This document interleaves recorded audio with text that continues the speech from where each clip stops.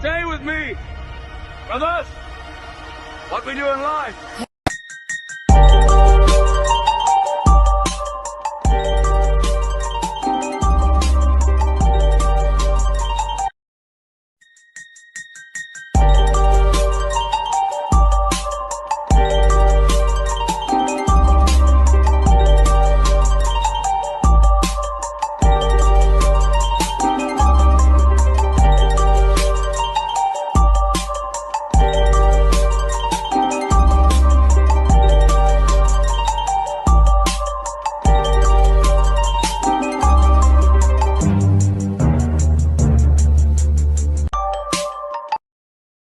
People have never been our enemy. That's what my book was about. When I wrote the book in 2005, I said Iran is not the enemy. You see the title of my book? I said the CIA is the problem. They're playing games. This book was endorsed by Jim Woolsey. 3-page letter, the former director of the CIA. I had him on the podcast. He's a great guy. And the book was endorsed by Jack Caravelli, Al Gore's CIA advisor. 1-page letter. They endorsed the book.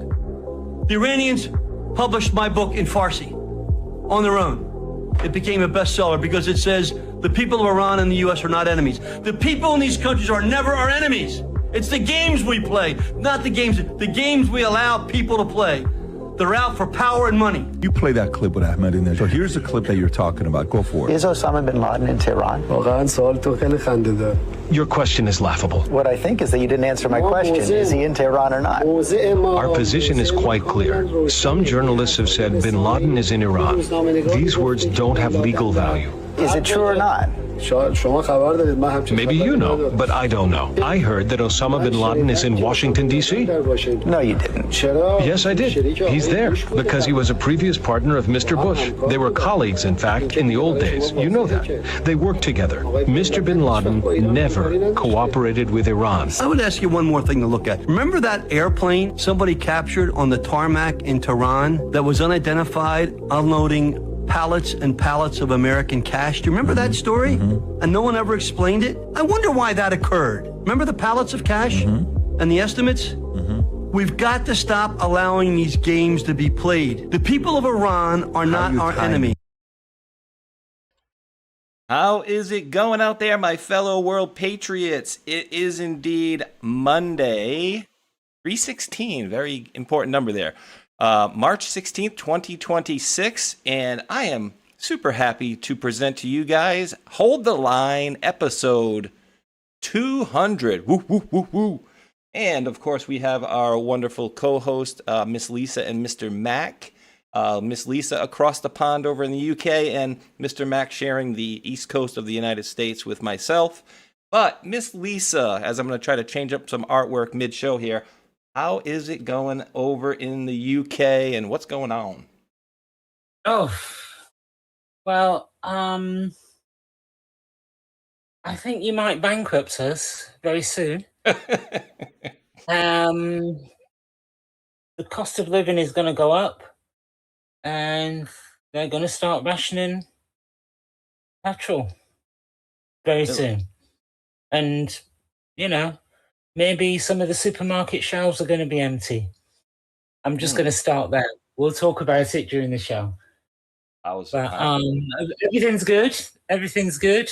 But watching what's going on intently, and some of you may not agree with my assessment. Oh. Ooh, we'll get to it later, I guess. Okay. Mr. Max, sir, what's going on, brother? How was your week? And welcome in. I should have said welcome into the 200th episode as well to Lisa, but she knows. And here we are, 200 episodes in. It's been a few years here, and we are rocking and rolling. So thank everybody for tuning in. But Mr. Mac, how you doing today, brother? Doing great. Thanks for having us. And episode 200 is incredible. Can't believe time flies. Looking forward to the show. Thanks to everybody that tunes in. Thank you to the mods, of course.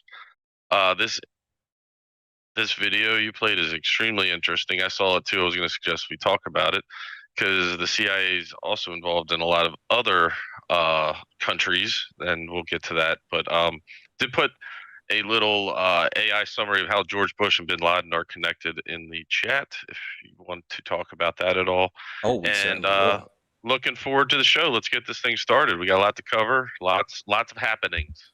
Oh yeah, for sure. We're gonna get right over there in 1 second, but I want to just get the elephant in the room out of the way here, right? With what he was just talking about. What was he saying? Something about cash and $1.7 billion in cash to Iran, 4 routes, 5 planes. Did the total withdrawal actually depart the EU? Why EU? Blah blah blah blah blah. And interesting questions that were asked here during this time. You guys remember, right? Like, wait, why are we sending these guys cash when we could just do a bank wire? So I thought that was pretty interesting. Lisa, did you want to mention anything on this one? And then we're gonna go check a look at Mr. Mac's connections, and I think we have another link on that as well. But any comments on this stuff here? I mean, we were told about this a long time ago. Yeah, it's kind of well known that Bush and the Bush family and the Bin Laden family are very close, and they were always very close. George Bush, remember he was running the CIA at one stage? Yes? Anybody remember that? That's where he came from. Oh, yeah. And was it the OSS prior to that? What was formerly? Yeah. And, they had a business together to do with oil. And we know about the Bush family, or is it, what was there? The Sheriff family, is it? Probably. So there's, and it kind of bleeds into Clinton as well. There are all of these anomalies throughout history, but they were very, very close, and they were actually business partners, business associates. So, it's kind of as if Bin Laden, if there was such a thing, was like the guy says, why would he be in Iran?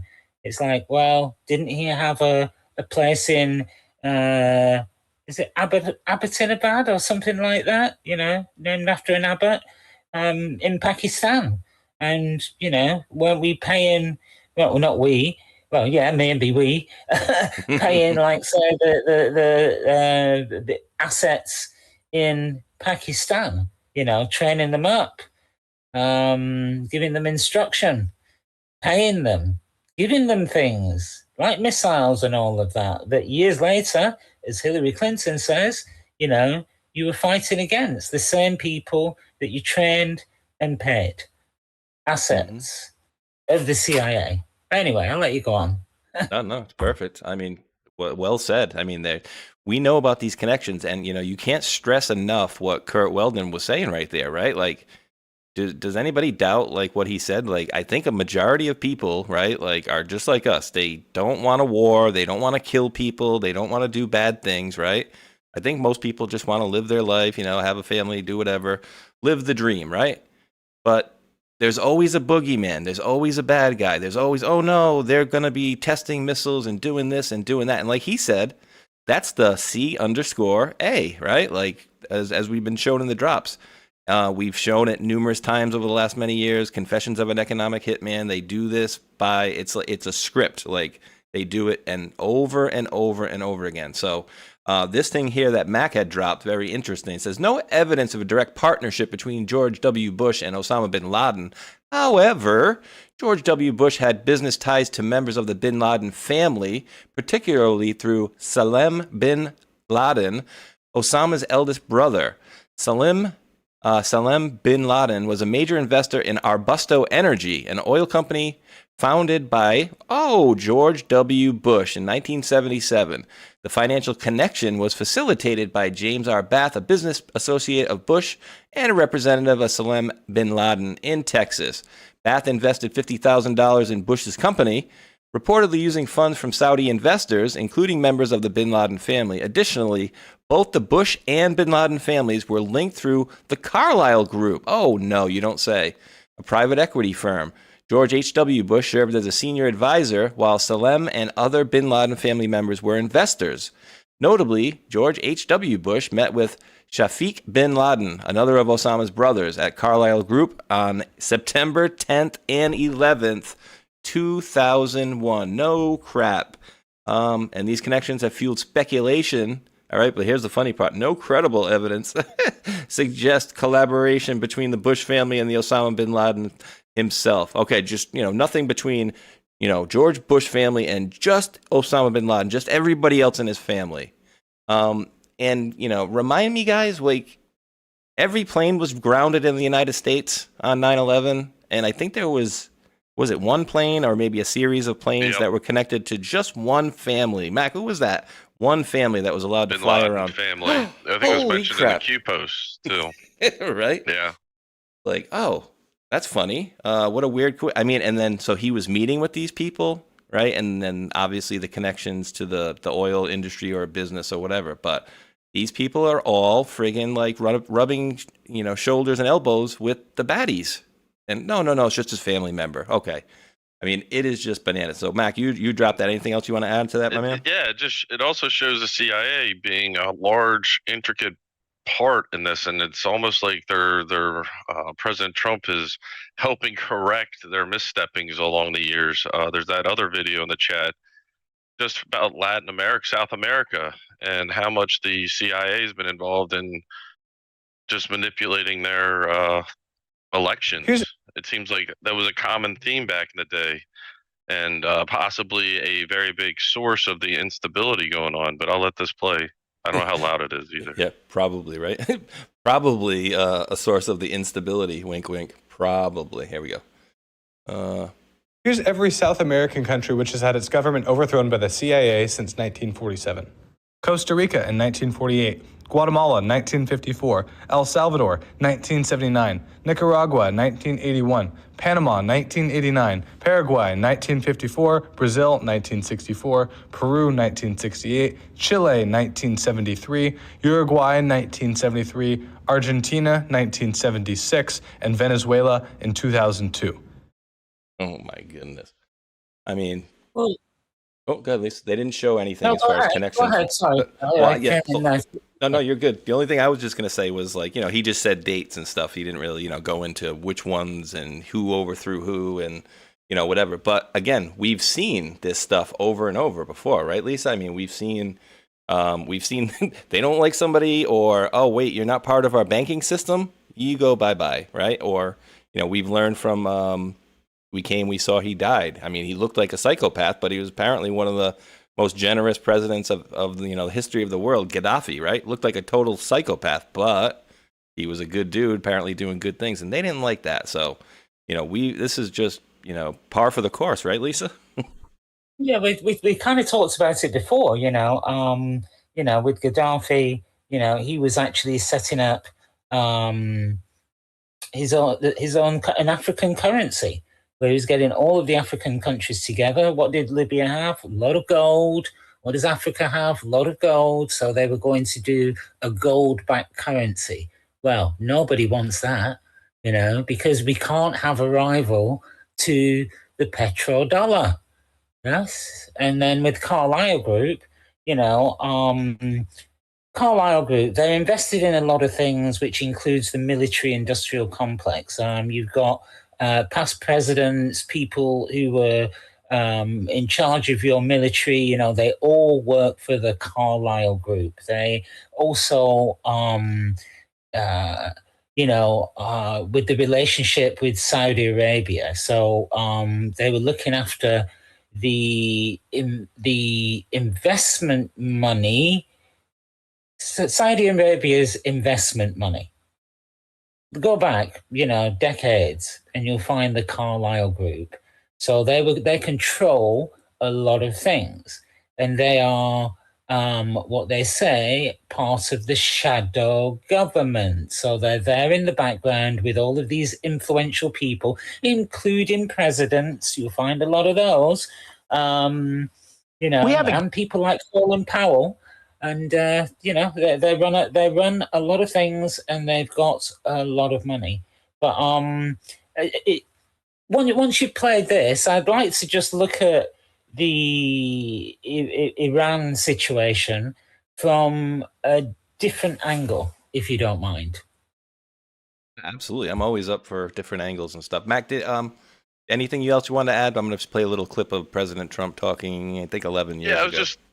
You're just kind of getting at some of how the deep state has implemented a lot of their plans, and this is just a broad stroke kind of overview of where they've come in. And there's been obviously a collusion of help, and it's now we're getting to a point where it's gotten smaller and smaller, where it's almost like everything we've kind of studied in the Q post have been pointed out, but we're getting to a real crescendo of who is actually behind the curtain and a lot of these different events that we're involved in. And I'm looking forward to unveiling this and unraveling it. And we'll probably get into a lot of it today because we had mentioned right prior to the show, like the Bloodline Families. I feel like that's where we're heading with a lot of this. So, let's whatever you guys want to cover. What do you have here? Oh yeah, let's do this, and then Trump knew about. Yeah, this is crazy, and I got a very interesting one too, and I think we need to touch on something after this. I'll message you guys in the chat. We'll make quick work of it though. Game changer now, and the game changer is nuclear weapons. We really do have to get strong, and we have to get strong fast. We can't let Iran get a nuclear weapon. Can't do it. Can't do it. We cannot let that happen. You know, in the old days, I would have said 100 years ago, 50 years ago, 30 years ago, pull out, let them fight each other. Here we are in Syria. We're fighting people that want to overturn Syria. Think of this. We're fighting ISIS, but ISIS wants to overturn the government. Maybe you let them fight for a little while, and then you take out the one that remains, okay? But think of it. No, think of it. ISIS is fighting them, and we're bombing the hell out of them, but we want Syria to fall. There's so many things. There's so many things. But the one game changer that we have to be careful with, that we never really had to think about too much before, other than a certain number of years ago, is the nuclear. Nuclear today, it's not like soldiers in uniform shooting rifles. You can take out the east coast of this country. You can take out large sections of the Midwest. You can take out things that were unthinkable, the power. And we have to be in a position where that never, ever, ever happens. We've never had this before. If I run for president, and if I win, I would totally succeed in creating jobs, defeating ISIS, and stopping the Islamic terrorists. And you have to do that. I think he got most of what we needed to get out of that. So he's been saying this for a long time, right? And we played, what was it, a 26-year-old clip the other day, because he's been saying the same thing in 2000 about how Iran is, basically needs to be dealt with. So, a lot of these people have become complete. We had a absolute crap storm sandwich of black pillars last week, and I even see some people talking in the chat about some of the people I wouldn't have. Well, maybe that guy I would have suspected because he always had a little issue with Israel, but a few people I wouldn't have expected, man, just kind of went so over the edge, full tard that they're just never going to come back from it. But Lisa, I am not blocking your request, because I do want to hear your different opinion on that and a different perspective, because I'm very eager to hear that. But I did want to, and I'm like, maybe we should have started with something like this, but I have to, of course, get your guys' take on this. So Lisa, ladies first. Any comments on this proof of life out of a local Starbucks yesterday? My gut tells me it's fake. Yeah, absolutely fake. And I'm going to, Mike, do you want to send those other ones that I sent?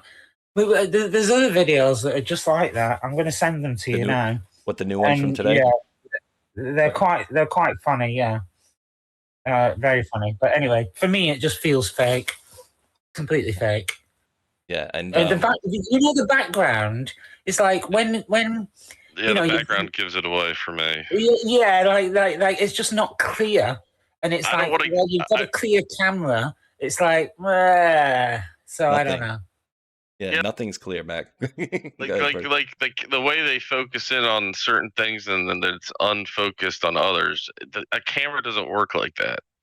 So it's you already know that it's CGI in some way, shape, or form. But I mean, I saw on Twitter, if you play the first 10 seconds, you see some anomalies. One was like the coffee; it looked like it was going to spill.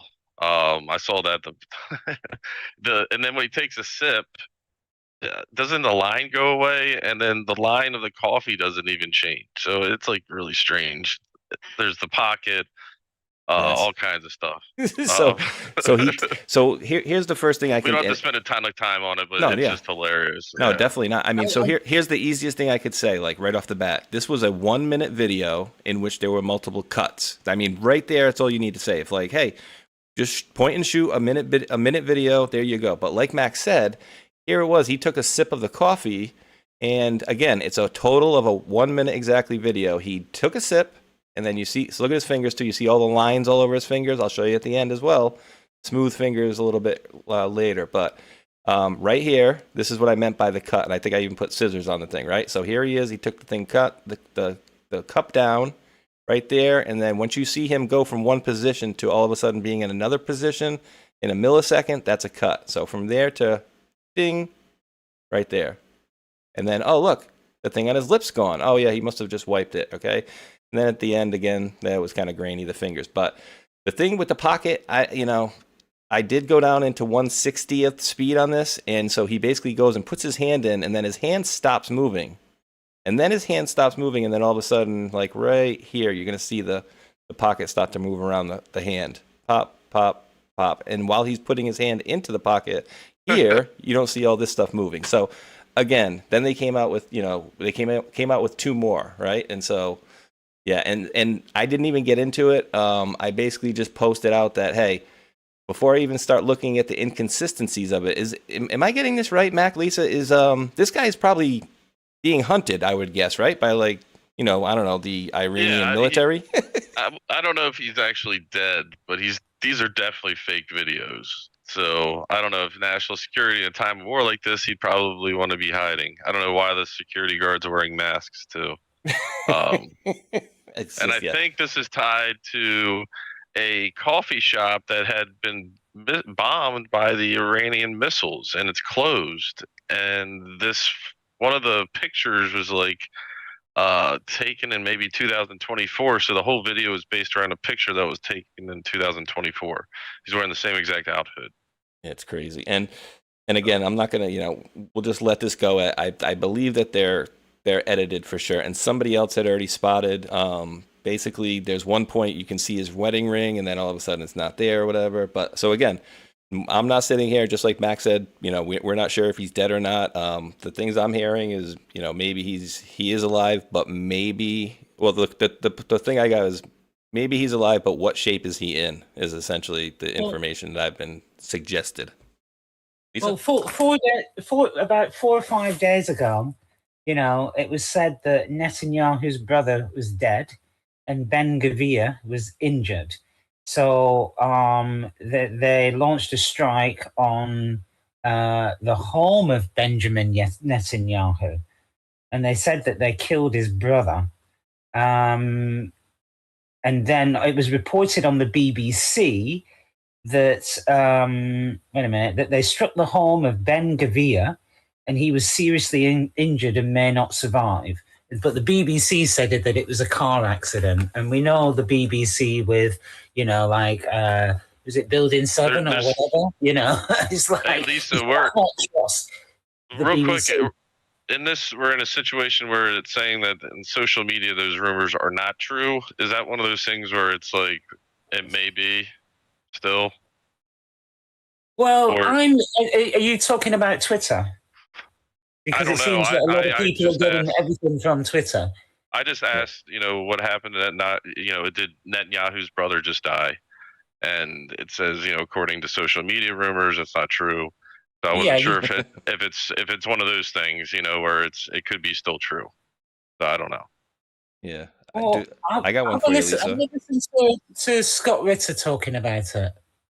Remember Scott Ritter, that guy who was like UN Isn't inspector. he like? Yeah. What did he You know? say? Just that. What I just Oh. said. Okay, interesting. Okay. But so- also, for me, it's like, you can ask AI, and it's like, look, it's tainted often. These big questions. I think you've got to look elsewhere. And we know about the BBC. They're saying that he was in a car accident or whatever, but we know the BBC doesn't tell you the truth. But anyway, Okay. it's just all very interesting that it feels like Netanyahu has been missing. I'm not saying what's going on with him, but he's just been missing, and he's usually, quite vocal. He's usually giving pieces to camera all of the time, updating you, telling you how well Israel are doing. Think about the latest incursion, Gaza, Palestine. He was just all over. I mean, he was all over the television. Yes, and for the last 7 days or whatever, he's hardly been, since he gave that interview where he was walking around some rubble and he was saying about Israel being attacked. We haven't really heard from him.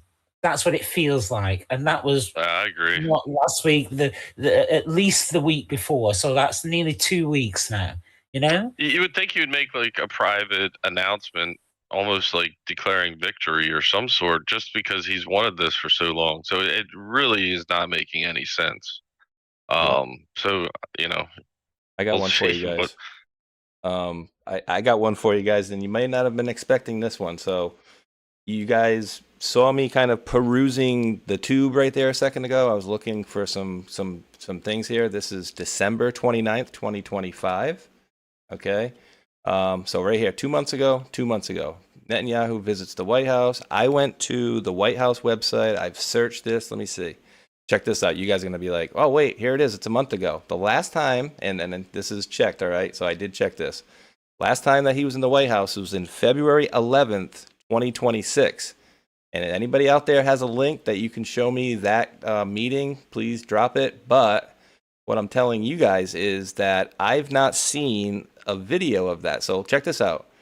Oh, wait, Mike, here it is. It's a month ago. This is the meeting where he met Bibi Netanyahu on that date in February. Ready? Here it is.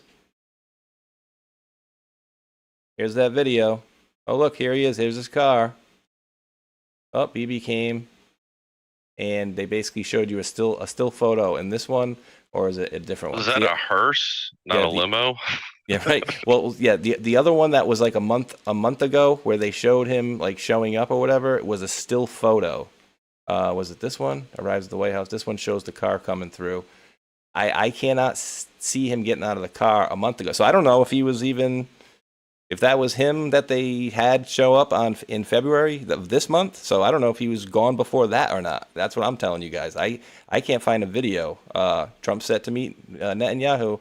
Set to meet him, but I can't find the actual video of him meeting him. And you guys know they show it all the time. Like, here's the one from 2 months ago. This is December. So I don't know. We'll see what happens.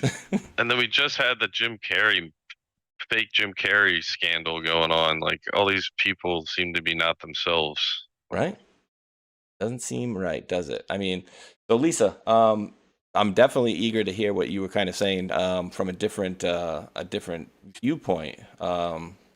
What do you have in mind? The Greater Israel Project. Boom. Like we seem to be talking about what's going on with Iran, but not talking about what could have led up to it as well, or be a factor. So, you've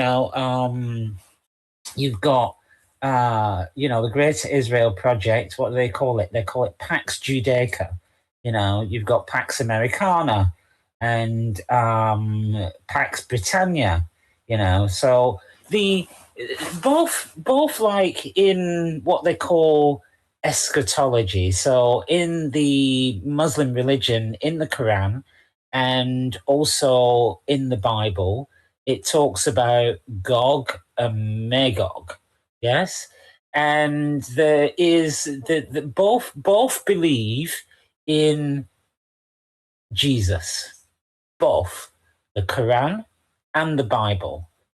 Really? And as Jesus being the Messiah. But the Israelis, Christian Zionists, that's not what they believe. Yes? And it talks about there is going to be a war. Now, think about Freemasonry as well. So Freemasonry wanting to create World War III, like going back to Albert Pike. Think about creating World War III, the military-industrial complex. And by the way, Carlyle, they get a lot of money. In 2003, they were getting $16.9 billion from the Pentagon, but they're not an actual contractor. They're not a manufacturer. They just happen to have investments in Raytheon, Northrop Grumman, and what's the other one, Mike? Boeing, and all of that kind of thing. So all of the kind of war weapons suppliers, yes? So with the, so they talk about the, Jesus came and left and will come back, and when he comes back, it's like it determines the end, like history, which is what we call Armageddon. Probably Linwood might be correcting me on some little facts here, but forgive me because I'm trying to do it in like a minute or so. So Israel wants to replace America as, like, say, the world power. The last time we heard from Bibi Netanyahu, he talked about Israel as a superpower. Israel has nuclear, but they don't allow the IEAA, so the nuclear inspectors, into Israel. And we don't seem to talk about Israel's nuclear power either when we're talking about nuclear powers. They don't allow anybody to say, like, how much uranium they've got enriched or how many warheads they have. We don't have that information, but we do know that Israel stole nuclear from somewhere like Pennsylvania many years ago, and that's how they became a nuclear power. It wasn't something that was agreed. It was something that was just done. Yes? So we know that they want to be seen as a nuclear power. With the Greater Israel Project, it's from, the Nile to the Euphrates. It includes Palestine, it includes Saudi Arabia, it includes Jordan, it includes all of those countries.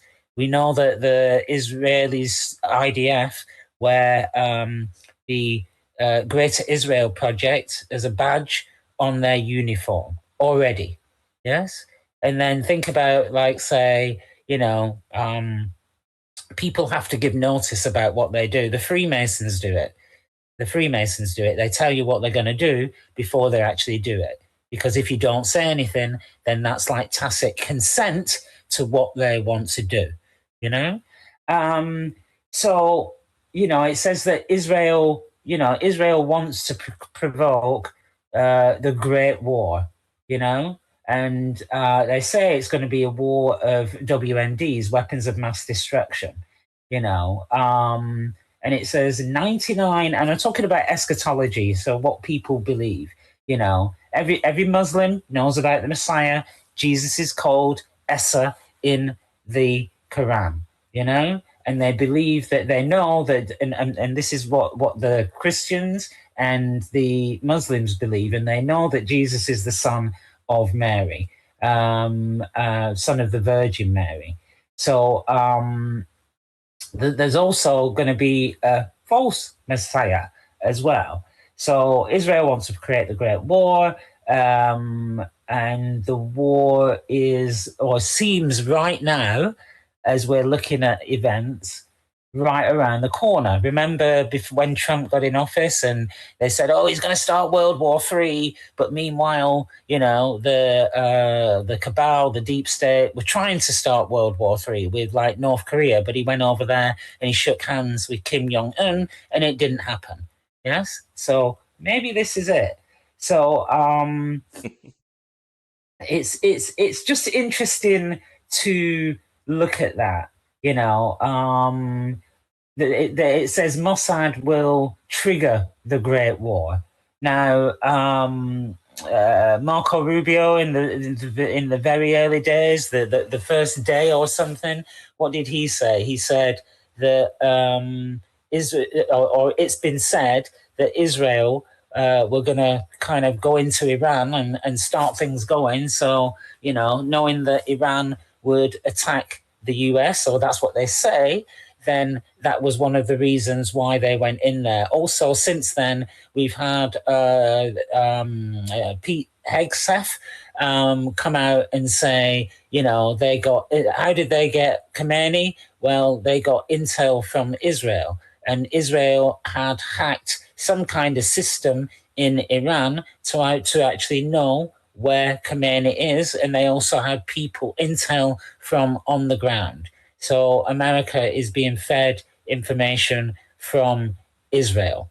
Yes, it's Israel's area, not really America. So where do I start? So the outcome of this, according to Christian and Muslim eschatology. So remember Armageddon. Is it in the? I don't know where that is. Somebody let me know in the Bible. You know, but also you've got the. So I think God will create like a. Jesus will come back and help. And I think that Israel is supposed to declare the Messiah's back, but really it's like the Antichrist, you know. And what is the Antichrist? Well, the Antichrist could be something, or it could be AI, for example, you know, like the mark of the beast. We're looking at digital ID and stuff like that. So is that really the mark of the beast, where we have a full surveillance society? And what we're ushering in right now is that people are treating AI like God. So instead of kind of discerning for oneself, one goes to AI and asks AI, which can tell you absolutely anything. And we're believing it.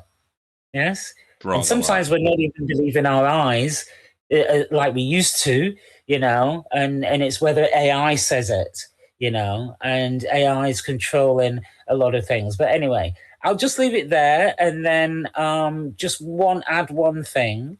Then, you know, you look at the makeup of like, say, the administration. I've been listening to Mike Huckabee, who basically says Israel's in charge, doesn't recognize the two-state solution, doesn't recognize Palestine at all.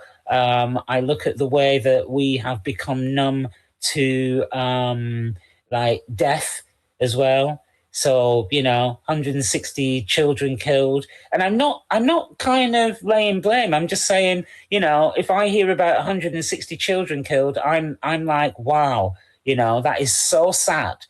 It's not what you're hearing.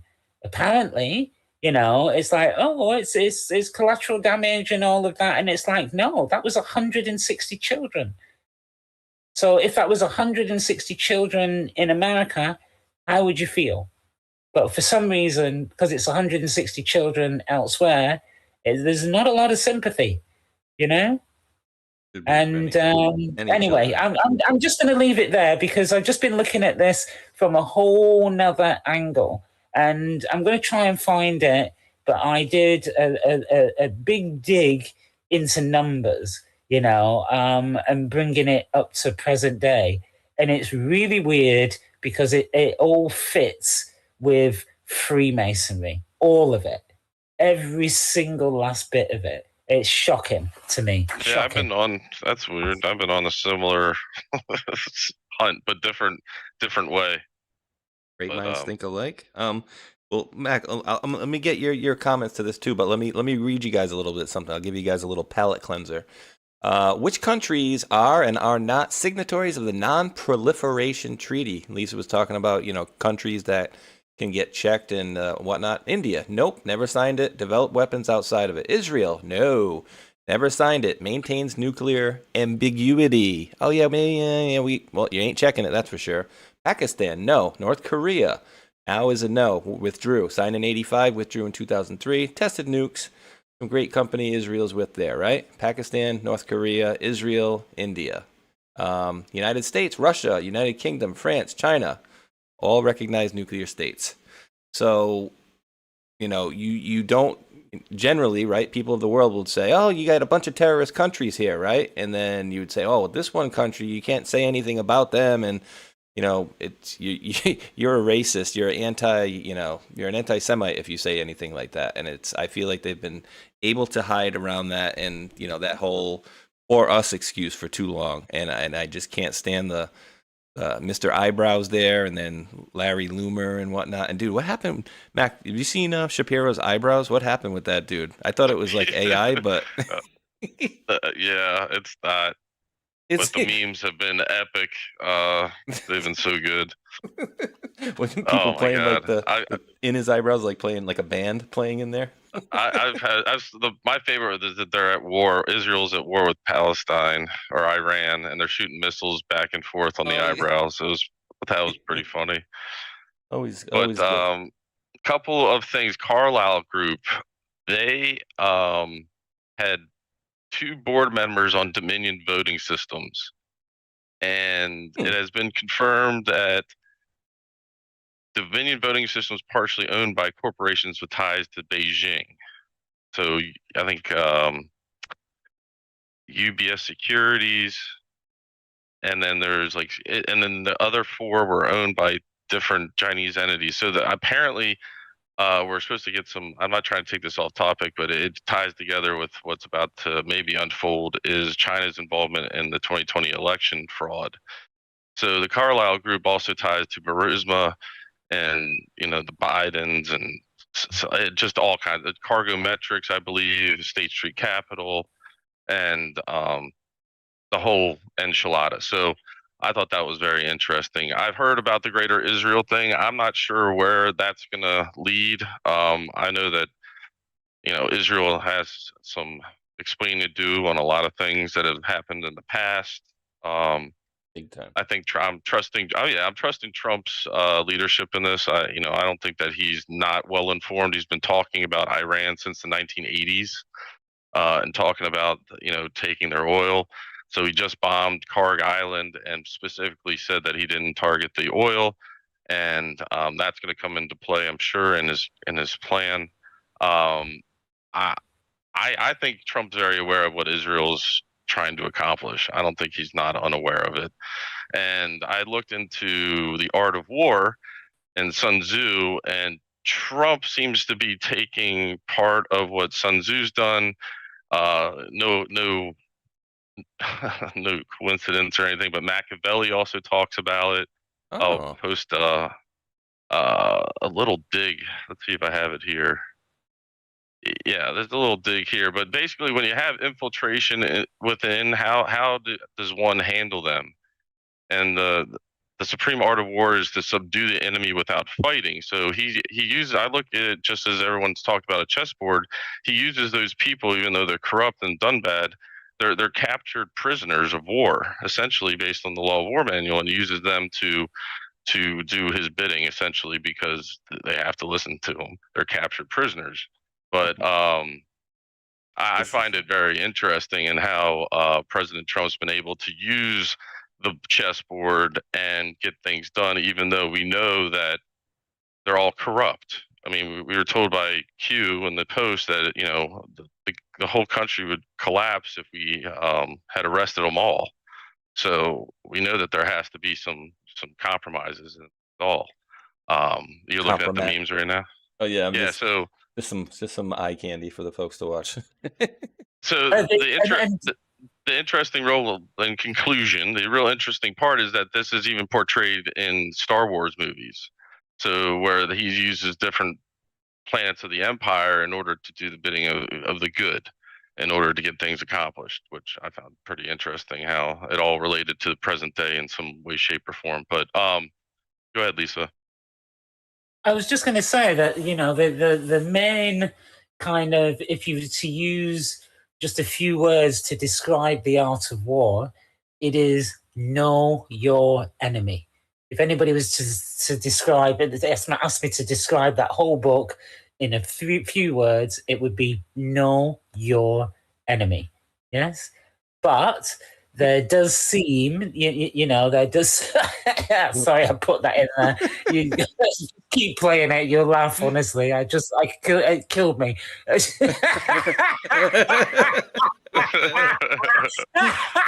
Definitely not AI.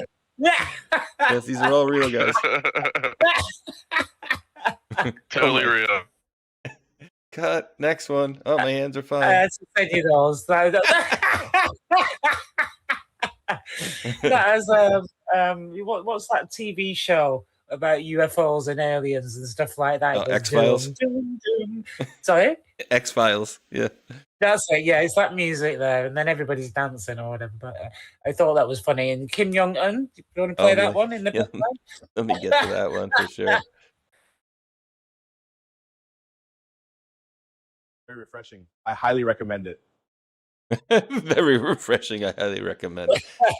And right, these are just people that are doing this. Like, we don't have state level, computers here, and they still couldn't do it right. You know what I mean? Like the post from Bibi. I mean, like they have obviously probably some of the world's best tech, much better than content creators like us, and then they can still make funny stuff like this. So that's just crazy. Lisa, and you were saying, I don't know if you lost your train of thought because that was too damn funny with the pregnant Bibi.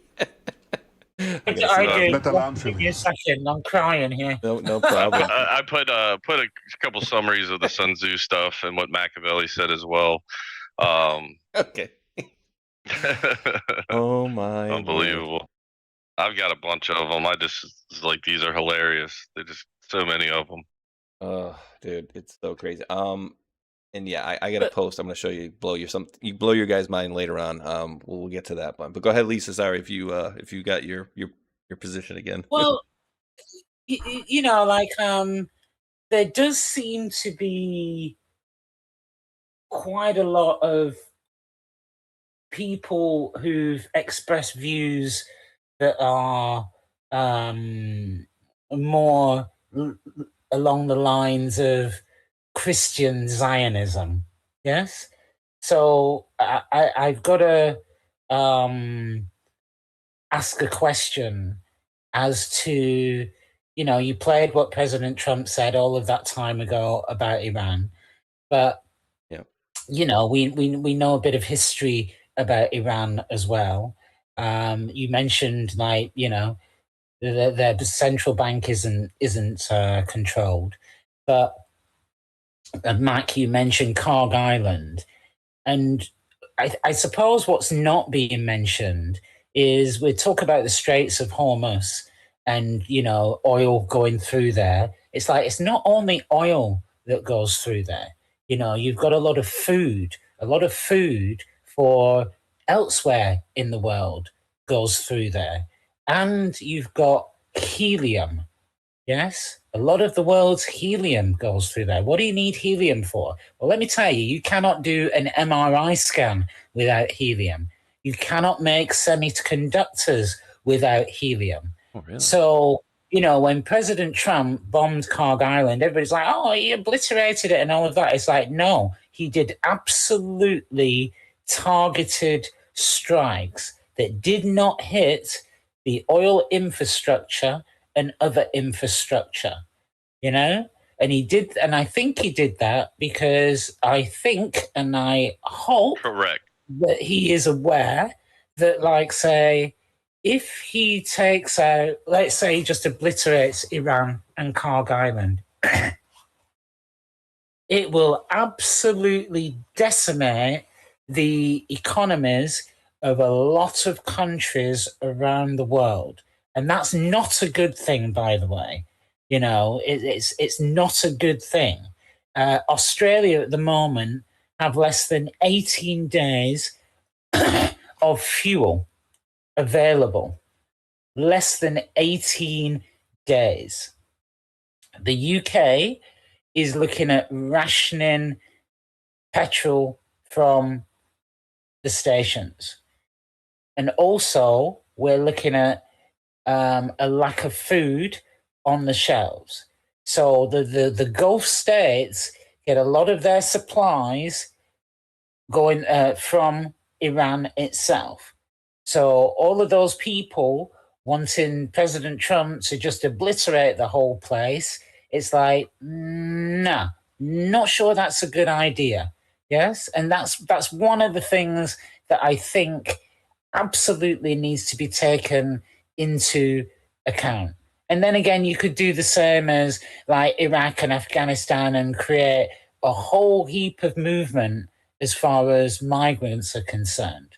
Yes? So a lot of people looking for refuge. Turkey took on a lot of people from Iraq, millions actually. The UK gave Turkey billions to create like camps to house the people. And you'll find that some of them are still there to this day. And I don't know how long, when was the Iraq war, you know? These camps are still there. So Turkey's taking care of things for us, you know?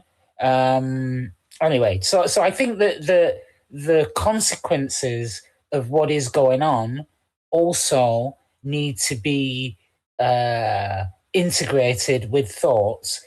But given the Greater Israel Project, that would suit Israel because, you know, the Gulf states would be affected. Now, when people lose access to when they're not earning money and when they lose access to their OnlyFans and all of that, they're not going to be happy.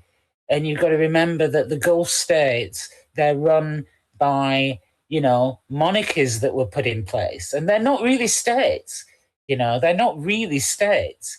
But at the same time, those states are key and crucial to the petrodollar, the US dollar, because those states invest a lot of money into America. And you need it because you're rebuilding things. You know, look at all of the money that's been pledged into the data centers and all of that. So ridiculous. I think that there needs to be some thought because I'm telling you, look at helium and the world needs it, especially the Gulf states and other countries. And there's other things that we need. So think about it, people, before you become a warmonger. It's like, think about these things. And they don't seem to be being talked about. So yes, it's been thought about. So like today, Trump's asking China and Japan, South Korea to help control what's going on in the Strait of Hormuz. We have about 1% trade as the United States that goes through there. I guess it might be just oil that he was talking about. But I think Trump's showing a global alliance of peace based on trade and to have like a sovereign trade route. And if we can get people that maybe have different political views come together and realize that each other's resources is what we need and peacefully do it, then that's what I think he might be trying to achieve there. I did run into a very interesting document at the bottom of the chat. It's a United Nations Conference on Trade and Development, and the title of it is Strait of Hormuz Disruptions. And it interestingly breaks down a little bit of the economy of what's going on according to probably who's involved in the United Nations and who's suffering. So if you like just scroll down, you have to read everything. 6 days ago, huh? Yeah, it was 6 days ago this hit the market. So I found it actually today just doing a little research, and you can read whatever you'd like here. Well, it's $106 per barrel this morning. Now. Yeah. So, and you know, and fertilizer. One thing that you need is fertilizer, and that it's covered here. It's in the document. Yeah, I know, but I didn't read this. I was just assessing. You know, just looking, rooting around and seeing, you know, what the implications are. And you know, you said about, you know, the other countries being asked to go in. I think there's a number of countries that have, and Trump said it himself. There's a number of countries that have already said no. But I thought that it was said that that there was control over the Straits of Hormuz, and that the airspace was controlled as well, under complete control of America. I don't know. I'm just being honest. I feel like there's a lot of mixed messages going out there. Yes. Britain, listen, don't expect anything from Britain because we haven't got it. That's the whole thing. Well, here I got something to bring up in the middle. So you brought up Britain. Israel was largely helped by the Rothschilds family, correct? Oh, it is the Rothschilds family, yeah. So Israel, we gave it to them. We gave it to them. And then the UK is very connected to the Rothschilds, correct? So we're seeing a lot of their empire being affected. And looking into, you know, mention of Lloyd's London, you know, it's connected to the larger things that you've always talked about, Lisa. I'd love for you to speak on this because it seems like they're taking away trade routes that have been set up and not just the past few years, but they've been going on for, you know, maybe a couple hundred years. And this has been one of the main ways that they've been able to control a lot of the economies around the world and even the wars is through these trade routes and stuff. So yeah, and then you got the countries that are involved and they're controlled, you know, by another country or a family. It makes it even more interesting. But also the petrodollar. Let's be honest here. You know, the U.S. petrodollar. That was when Bretton Woods. That's what that was all got about. Us out of that. We can turn that back, and it's right now our federal note or Federal Reserve notes. What if we just go back to Treasury notes backed by gold? Isn't that just an easy way of doing it? Which is what I've said to you in the past all the time for the last few years. It's like, so what I don't understand is why, and maybe there's a reason. But, you know, like, say, a dollar, a note, is like a promissory note. Yes? It's a promissory note. We know it's not really worth anything, you know, but the value is in the promise of that dollar's worth $1. And whoever gives it has to give you $1. Do you see what I mean? Or give you the value of $1. So if that money was created by some people, then why wouldn't you just say, keep your money, we're going to use gold and other things, and we're going to create our own dollar, you know, and leave them with the leave them with the debt. You know, I don't know why you wouldn't just do that. But anyway, it's obviously much more complicated than that. But that's a little fantasy of mine that somebody would do, you know, and just leave these people with all of the debt that they've created and say, see you later, you know, and here's something new and kind of give people, if you've got $100 in your bank account, it's like, here's $100 new dollars, you know, to replace that. And let's collect that and give it to the Rothschilds and their fiat money and say, you owe us now, you know, and just bankrupt them overnight. Literally, Lisa, I had that thought in my head. Remember in the first term when Trump built up the military and he spent like, I don't even know, it was like close to like $1 trillion?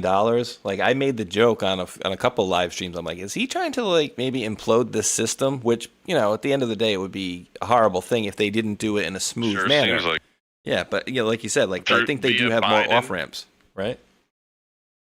What's that? Biden? Biden made via partly of it was through Biden. You know, Trump said, I didn't want to be responsible for those 4 years. Someone had to take the fall, you know, Biden's been the fake president. So I think a lot of those stupid decisions and breaking down and exposing the fraud was those 4 years. And yeah, very And possible. there's another thing. It's like, I can't remember who announced it, but they announced that they're going to use tokenization. So basically, they're going to tokenize all assets. So that means, they'll have a digital representation. And, because so much business goes through Iran, and remember, they don't own, the Rothschilds don't own the Iranian kind of central bank.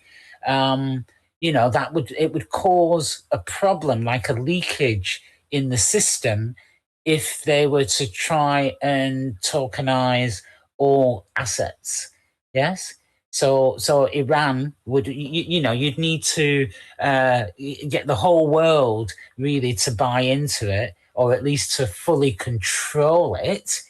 And Iran is a bit of a problem, because now you're realizing how much business is done through Iran, and how many countries actually rely on that business. So there's something about, maybe it's about underneath, it's about control. Freemasonry, you've got to control. So yeah, I would just want the audience to think about that as well. Iran poses a problem to the big because they would create one. It's like the digital equivalent. It could be, on the one hand, like the digital equivalent of a one world government, because it would be a huge blockchain, and all the world's assets and everybody's assets would be on this blockchain, and therefore you could trade. But Iran poses a problem to that. And by the way, I can't remember how many trillions that would be worth. It's like a new stock market. Do you see what I mean? Oh yeah. And BlackRock would run it before with you. And various technologies would be involved. But anyway, I've been thinking about that and wondering about that. There are just so many different angles with the Iran situation, not just the one that we're being presented with, by the way. You know me, I like to kind of look under the covers and see what else is going on. Oh, definitely. And just really quickly here, I don't know that this is anything, so I will always say that if it's, it doesn't really seem very stretchy, but I'll say President Trump posted this here, no panicins. He also had a date in there. That didn't really go to much for me, but the 8:13 a.m. says, people kill people. You're watching a movie. They want you weak, slave, sleep, distraction. So I don't know if that has any bearing on it, but to Mac and Lisa's point, President Trump did post the other day that, yeah, hey, we're going to have basically, we're going to have a bunch of countries that are going to be protecting the Strait of Hormuz. And I mean, it would be a real bad idea if Iran was to attack, say, an armada of, 5 or 6 different countries that's all there just to protect and keep that, area safe and clean. So that would be a very bad look there for sure.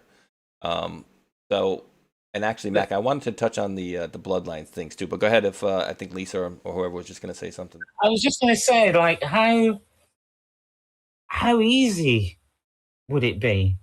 I think I heard today President Trump saying, they've got no navy. So on one hand, we're being told that Iran's navy isn't the same as the West Navy, as in they might have a couple of ships, but given the terrain that they've got, I think they call them mosquitoes. So it's been said that they have like all of these mosquito boats, like very fast with munitions as well. They're kind of in and out, or they can at least fire on a ship. Now, you're saying that they wouldn't fire on like potentially warships and things like that. Warships don't come on their own. They need a lot of support. So they need like a flotilla of ships because they need to keep an eye on, what's going on in the sky, what's going on in the sea, what's coming in from land, so they're being attacked they could be attacked from all different angles. So it's not just one warship that you need. Remember, when you see a flotilla, it's like the warship, and then there's all of these other boats around it as well. And then there's air cover that they need. So I don't think it's as simple. And, bolts have been fired on in, I think they call it the Northern Gulf. So, I think it could be a bit of an issue, but, and America said that it was going to protect the ships going through the Straits of Hormuz. Without a doubt, the American Navy military would escort the ships. We were told that a week or so ago. And then within a short space of time, it was like, and that there was control over the Straits of Hormuz. And then later on, it turns out there isn't full control over the Straits of Hormuz, and also, they didn't think that it was safe for the American military to escort the ships through the Straits of Hormuz. I'm just saying, mixed messages are coming out, and also I want to stick to, what's being said and what's being said from the horse's mouth. So without having all of the hopium, Absolutely, and this is tough too, because you got the bottom side of Iran here, and so this is Trump a very did make a tumultuous area. Trump did make a big story about this real quick. Trump did make a big truth about the AI assistance in helping Iran with the fake news media. So there's a lot of propaganda going around, and the U.S. has not lost any ships. There was a video going all around that was like blown up, and it never happened. Yeah, or somebody. It just never happened, and Trump set the record straight in his truth today. Well, what I look at is the figures of the other countries and the lack of traffic going through the Straits of Hormuz. And I think that's the best way to get a picture of what's going on. So what business they're losing, these different countries, and the reductions in production of fuel, and also the transport of fuel. I think that's the best way to get a picture. Yes. And the figures are well down. There's a picture. And then, it could also be a strategic play. I mean, Europe is getting pinched in all this, and we're finding out that England has kind of been helping out in a lot of this. Corruption that's been going on and hiding behind things. So, and then you have the EU. I mean, Ursula is basically trying to go into war with Russia. She's been also a very big pro-war kind of person. So I think that's exposing where they're in need of, and where this, he's able to control them now with this new plan. It's a strategic move. That's suffering, but it's not gonna collapse any economies. It's gonna hurt some people, and I think we know that it's through the conversation we just had, through that PDF that hopefully Space Shot ran through. Those countries are going to be affected. The U.S. isn't going to be affected a ton, and I think this is Trump's way of sending a message to them, trying to get them on board and exposing them for what they've been doing in the past.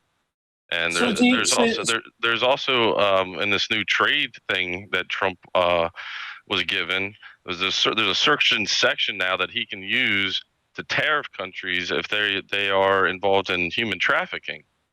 So I think that a lot of this is being cornered, and so that it can be exposed and people can understand what's going on. And then I think once that people understand it, there's fight back in some way, and they have to change their ways. There has to be some sort of reconciliation.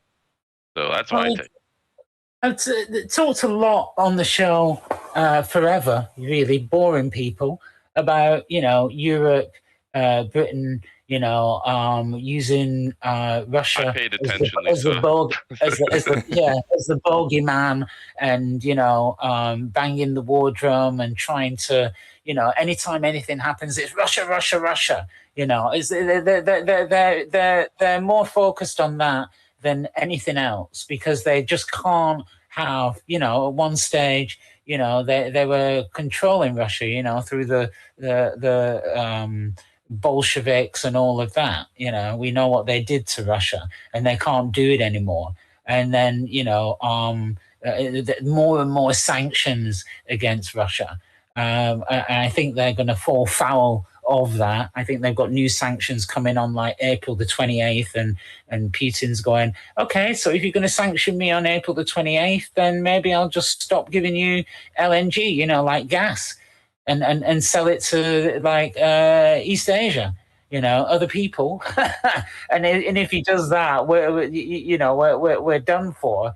Completely done for, because really and truthfully, they talk about sanctions and we're not buying Russia, against Russia, but then they'll do a deal with India, knowing full well that India are getting their oil from Russia, but then they'll pay more money from it, and then they bang the drum about the Green Deal, the carbon footprint, and all of that. So we know it's a whole heap of rubbish, But you're right, and it's interesting, but I just don't have a view on it. I'm just looking at different aspects and aspects that, maybe in the beginning of this, that they didn't seem to be mentioned. But, if the price of oil goes up, yes, America will make a bit of money.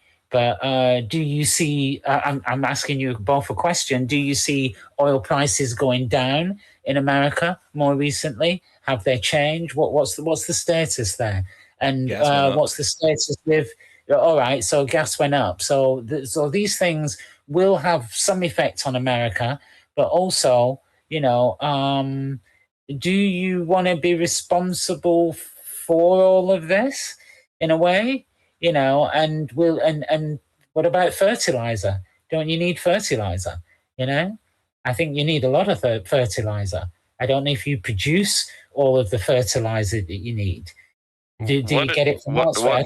What if those particular items were maybe the easiest way to traffic things, or hidden? Because of the weight and the size and the mass that you can transport at one time. So we saw this in the Suez Canal. We've seen it with COVID. All the shipping lanes have seemed to be, affected recently in the past, 5-6 years. So I feel like this is also a test for this particular junction point in the maritime trade route. So I'm right now holding some of my reserves back on my reactions, but because I'm seeing a bigger play, and I'm waiting for that to kind of. I need a little bit more information. Yeah, but trafficking. Obviously, maritime is probably, let's say, maritime is mass trafficking, a way to mass traffic anything, all kinds of different things. Always has been, hasn't changed. The Straits of Hormuz, we know that wherever there's shipping, there is trafficking, So when the Straits of Hormuz, like the traffic is down, then yes, there's probably less trafficking of people, maybe, But Trump just activated the 31st, was it MEU, and it's about 2,000 plus Marines, and their main function is to go from boat to boat. It's not like they drive around in amphibious vehicles, but their specialty is going from their boat to another boat. So I'm wondering if they're going to be doing some special operations involving going on boats and checking their cargo during all this.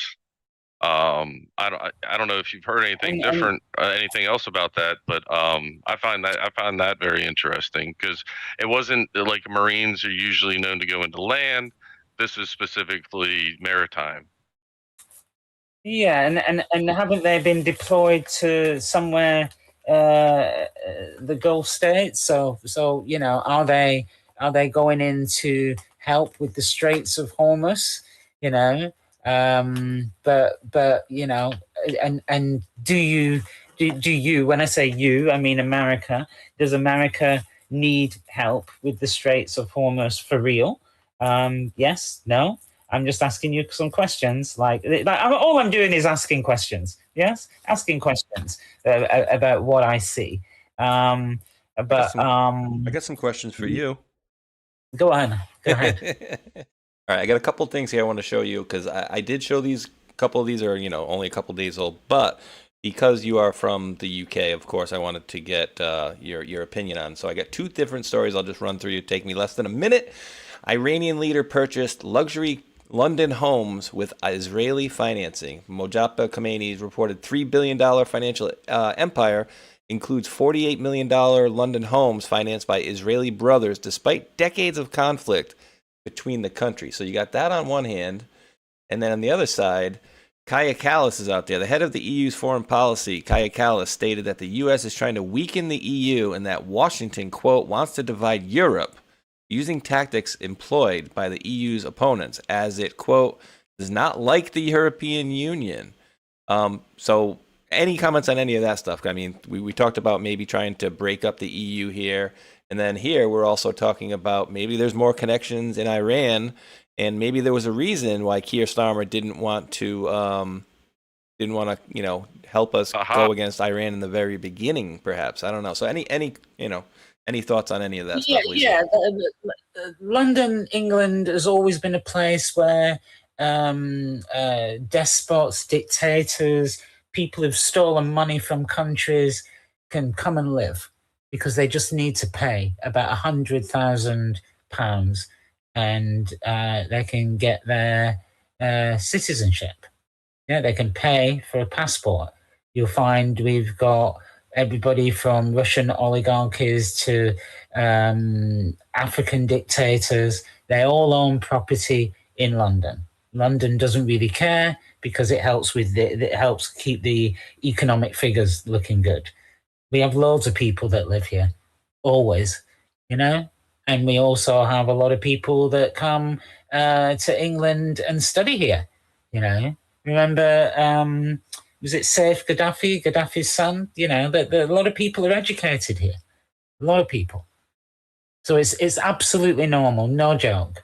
It's absolutely normal. You'll be surprised about who has property here in London, because they can make a lot of money, but two, it's a good place to live for them. You know. Now, Lisa, is this the City of London, the corporation, essentially? Yeah, I'm just talking about London in general. Okay. City of London is like a mile square. Remember that. It's not a big place. But yeah, I'm just talking London. All the banks and financial stuff. Yeah, what it is, all the banks, the banks and stuff like that. So it's like kind of like Wall Street. But remember, you know, there's rules for we and rules for thee. You know, so rules for them and rules for us. There's ways around things, and you know, they design the ways around things. You know, England set up a lot of the offshore territories so that people can hide money, you know? So it's like we're not good people. We're just not good. And at the same time, you know, we come across again, you know, like we're very British and, you know, very upstanding and upright. And it's like, good God, you know, look at history. We designed a lot of things, you know, and then we see ourselves, you know, we still talk about the British Empire and all of that. And then with Europe or the European Union, you know, it was said that was a a CIA construct, because basically America was sick of dealing with all of the individual countries, to get things done. Right? I think 26 or 27 different countries. So why not create, one big entity where you only have to go to one place to get an answer, rather than talk to 26 different countries. You see what I mean? Definitely. But, and I got more, Lisa, from England. The European Union is completely unelected. Yes? Completely unelected, and they see themselves as, they want to be another superpower. But, European Union, where do you think the origins of the people that are in Israel come from? Europe. Yes? Eastern European? The fake Jews. Yes? Oh. And then the debate on that for hours. The Frankists. I got another one for you, Lisa. How about this? You got some. Oh, don't get there yet. Whoops. Okay, we're gonna get there in a second. But look at these racists. This is, I guess, that was maybe their concern, that they were going to be called racist. But it says, and funny thing, Lisa, I grew up in Kent County in Rhode Island, which I bet you there's probably a Kent County in every state in the United States as well. But breaking, Kent County Council, KCC, is about to become the first UK county to declare an illegal immigration emergency and to refuse all illegals. The measure expected to take effect on March 19th. Other councils are now widely expected to follow. So they're set to become, and they're set to declare, but have they? But it only says that an illegal immigration emergency. Oh, and refuse all illegals. Now, Kent is on the coast, and a lot of illegals have been turning up in Kent. And what the British government expect is that each, council is like a local government, So we have the local council, and then you have the county council, which covers a whole area, if that makes sense. Yes? So it's right there. I don't know where Dover is. If you can look up Dover, but there's correct on the map, Lisa. It's like the bottom right corner of you guys. Yeah. Yes, it is. And Kent is like the Garden of England. It's pretty beautiful, actually. Milo Bogdanopoulos comes from Kent. Yes, let's say that last name again. Love it. So so there's another thing, and a lot of people. Oh man, I don't even know. I probably have. I can pull it. Well, you know what? I'll just tell you. Essentially, they were saying. I heard them in your the House of Commons, where they. Oh, you're my right honorable friend over here. He's doing a crappy job. Oh well, if my right honorable friend would take his head out of his ass, that area.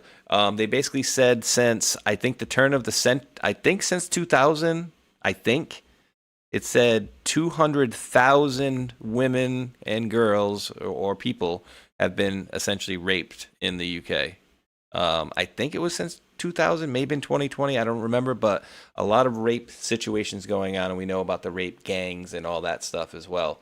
But this one, dude, this is a little interesting to me. I had no clue. I thought they were talking about Keir Starmer in the beginning, but this guy's trying to get Keir Starmer's attention. Sarah Sackman. That sounds like very English name, right? Sackman. You previously the UK Solicitor General and currently British Minister for Courts and Legal Services, was previously a judicial clerk at the Israeli Supreme Court.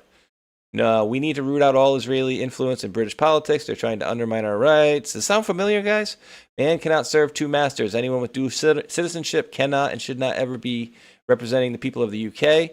Whatever they're Israeli, Nigerian, Pakistani, or Indian, Britain must be governed by British. Otherwise, we cannot hope to ever achieve sovereignty. And then here's her little thing here. When you go down to her legal history.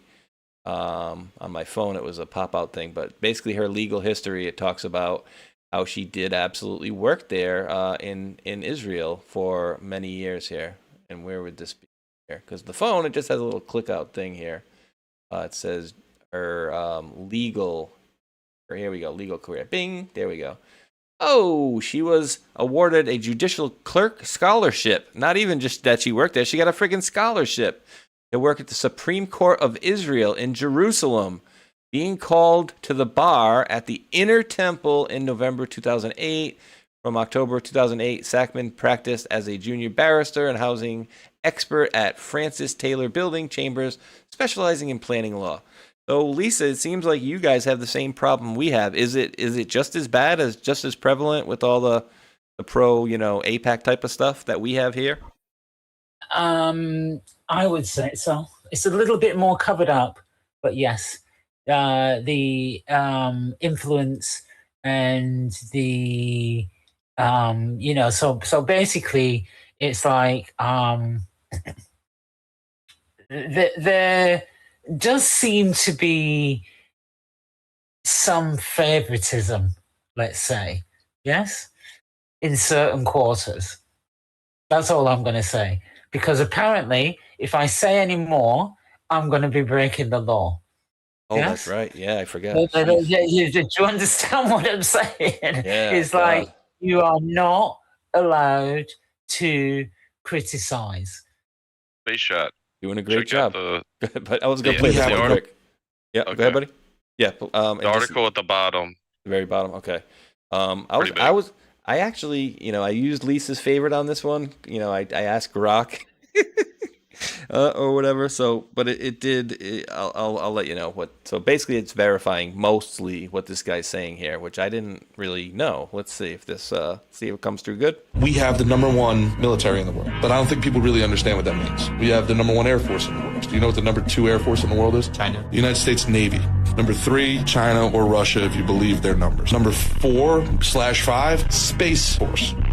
3 of the top 5 air forces in the entire world are us. The #1 Navy in the world, us. #4 Navy in the world, us, our Coast Guard. And this doesn't have anything to say the 150 million Americans that are hunters. We're so much more powerful than anybody else. We're so much more powerful. We've been robbed, hollowed out by trillions of dollars, and still nobody knows this. Right.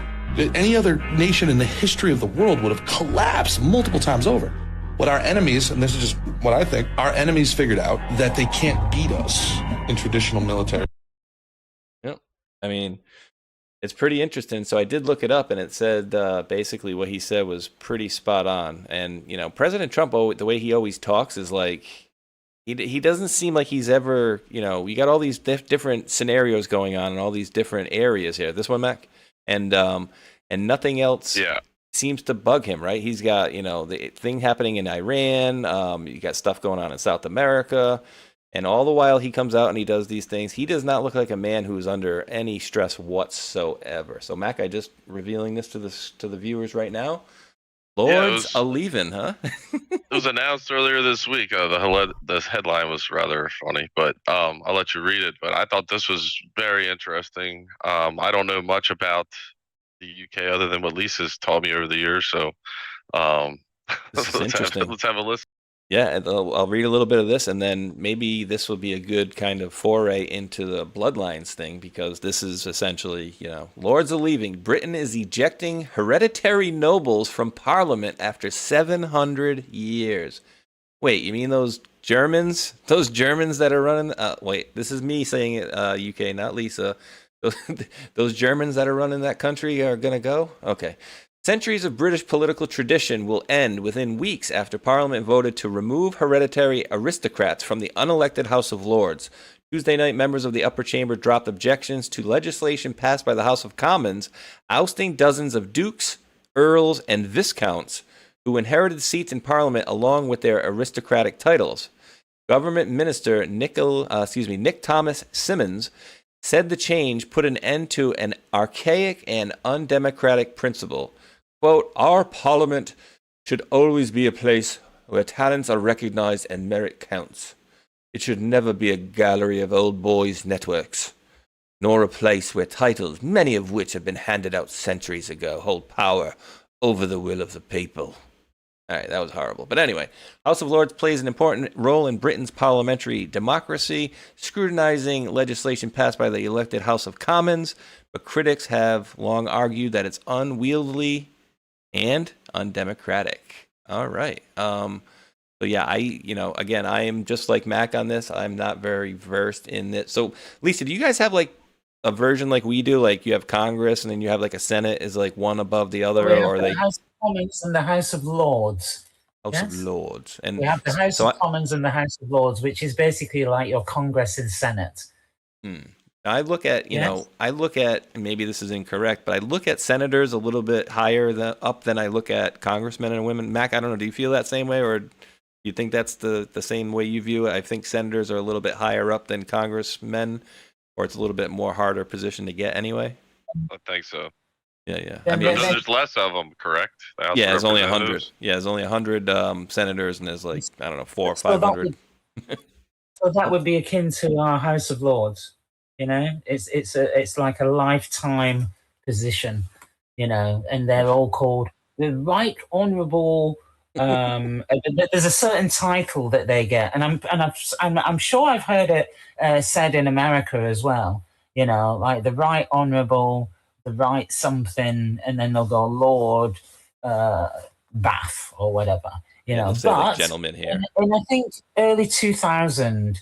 Somewhere around early 2000, they decided that again, they were looking at getting rid of hereditary peers, and they did get rid of a lot. So basically, for a hereditary peer to stay in the House of Lords, then they had to get X amount of votes. So they kicked a lot of them out anyway. And hereditary peer is just somebody that, they're born into a family. If their dad was Lord Rothermere, then when he dies, they take on the same title, Lord Rothermere, and they have a place in the House of Lords. They get a stipend every day that they go in the House of Lords, and they also vote on laws and things like laws, LAWS, as well. Yes, but the thing is, remember, Peter Mandelson was a lord, so lords can be appointed.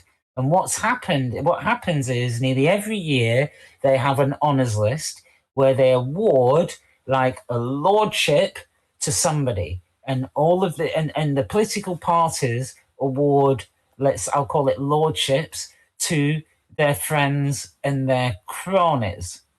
Yes? So Lord Peter Mandelson. Why did they award him the title of Lord, given what he'd done over the years? So all that's probably going to happen is that these people, that it would give the cronies more influence. Yes? Lisa, do you think any of the people stepping down will be involved with the Prince Andrew lawsuit or arrest that he might be, to preserve like the government, similar to like what's happening in America as well? Well, it's a possibility. Of course, it's plausible, but you see what I'm getting at? To preserve. Generally, it's kind of beyond that, because this is something that they've been, remember, the current government are socialist, communist, support terrorists as well, some of them, but they so therefore, they don't like the lords. The lords probably have more money than them because it's inherited.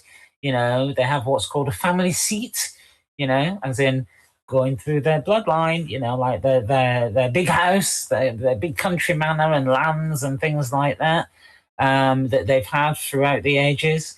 And they've just appointed so many people to the Lords, the House of Lords, that it's completely bloated. There are loads of people costing a fortune as well.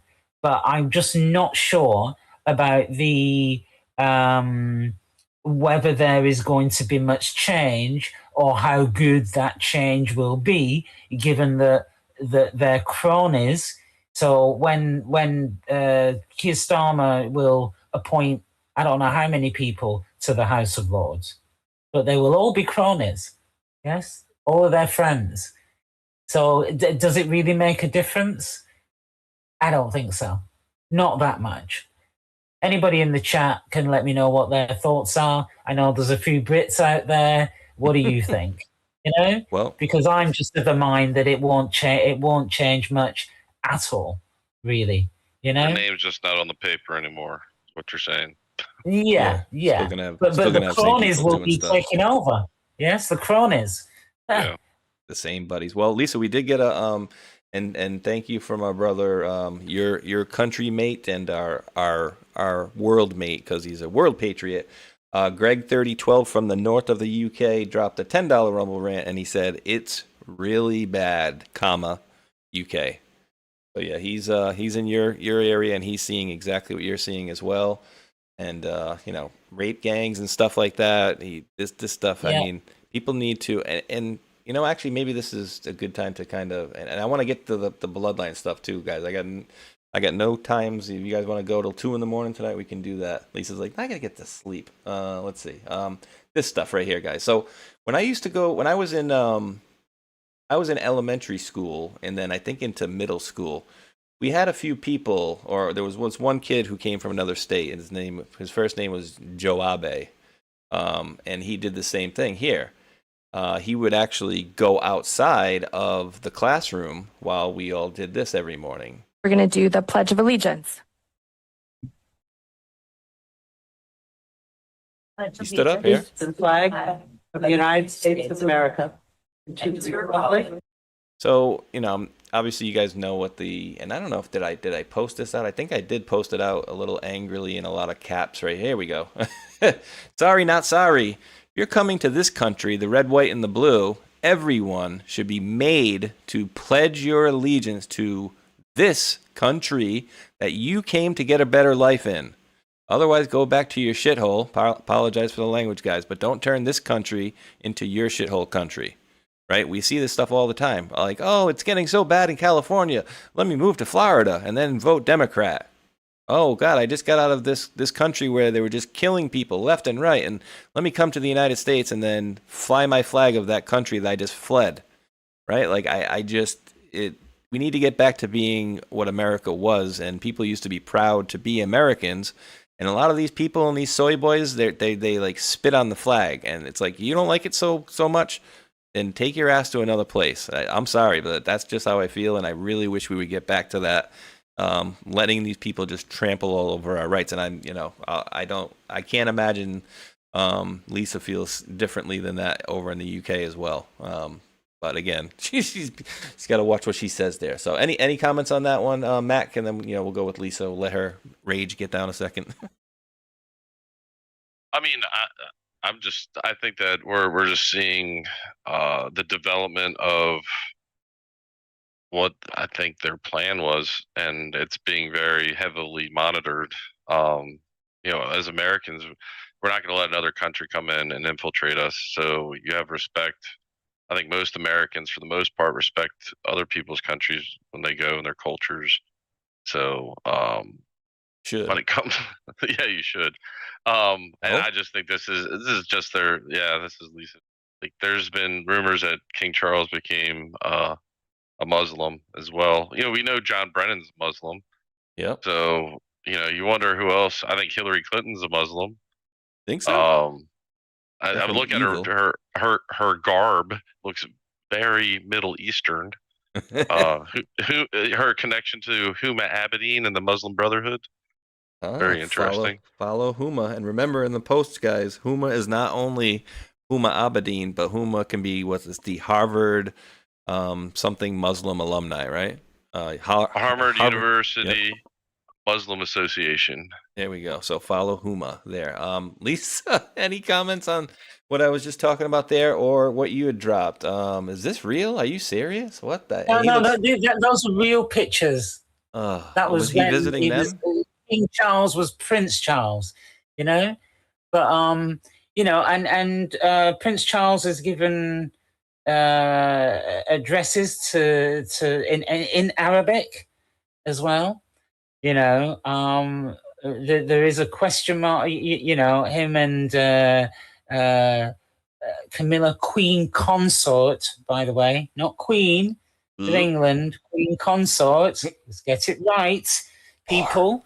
You know, the Queen actually made sure that Camilla would not inherit anything of the royal family. And I'm just going to say that you can look it up.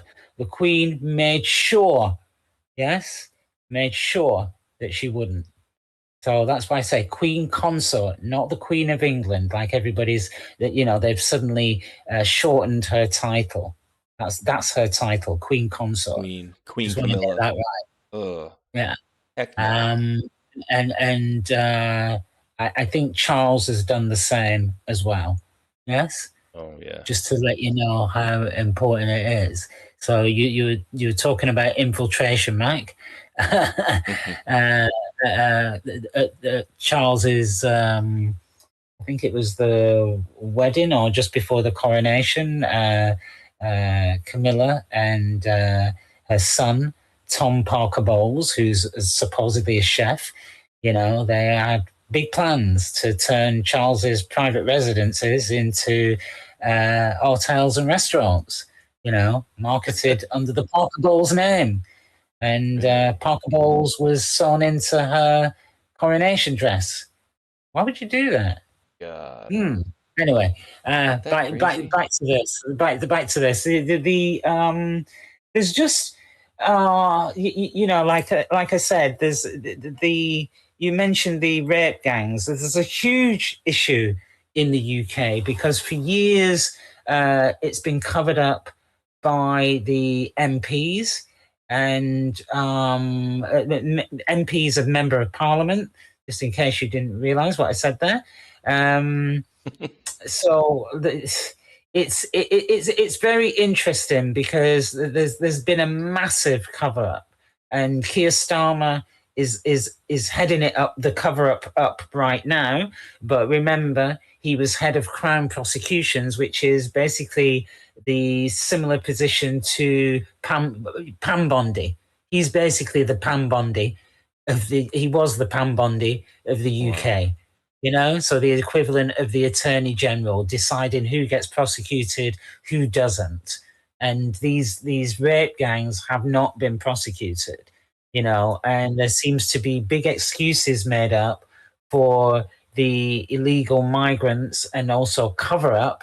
So they won't tell you that it's an illegal migrant at first, you know, who has committed rape, and there's a lot of girls that have been raped. So it's almost as if, you know, the British female is being treated as a second-class citizen, and then on top of that, you've got the fact that the Supreme Court ruled that there were only two genders, male and female, and that no, men cannot go into the women's bathroom. But this government and our National Health Service are ignoring that, and they've been ignoring it for is it nearly a year? I think it's a year now. Is it a year? Anyway, they've been ignoring it for a long time, and they're still ignoring it. So it is as if women are, you know, on the one hand, women are being treated as if they are second class, like it doesn't matter. Absolutely disgusting. It is. I haven't heard of any male rape, by the way. That's why I say that. I'm not some kind of feminist because I don't really believe in it, you know? Well, and that's the thing too, Lisa. Weren't they? They were basically for a long time, as far as I've seen from reporting anyways, it's like the girl that would basically say, hey, these guys raped me, like she would get in trouble. It seemed like for a while. It's like, wait, they were charging the girl who was like the victim? I know I saw that a few times. So rather than going after the immigrants themselves. So very crazy. Yeah, and to cover something up like that, you know, we had, if you look at it, if people want to look it up, you can look up Rotherham. Look at Rotherham. That's a great example. And it's not just the it's the whole system that seems to be covering it up. You know, so from the social services, the police, the members of parliament, and the judicial system. So they do these things like, oh, we'll have an inquiry, and then they go and get somebody that is that has a conflict of interest to run the inquiry. So the girls that have been affected, they know this, so they're like, no, we're not getting involved. But they know that they know that would happen. It happened with I think it was his name was Leon Britton, and he was a politician. And he was supposed to be involved in something or other. And, they wanted to appoint his friend who goes to dinner at his house as head of this inquiry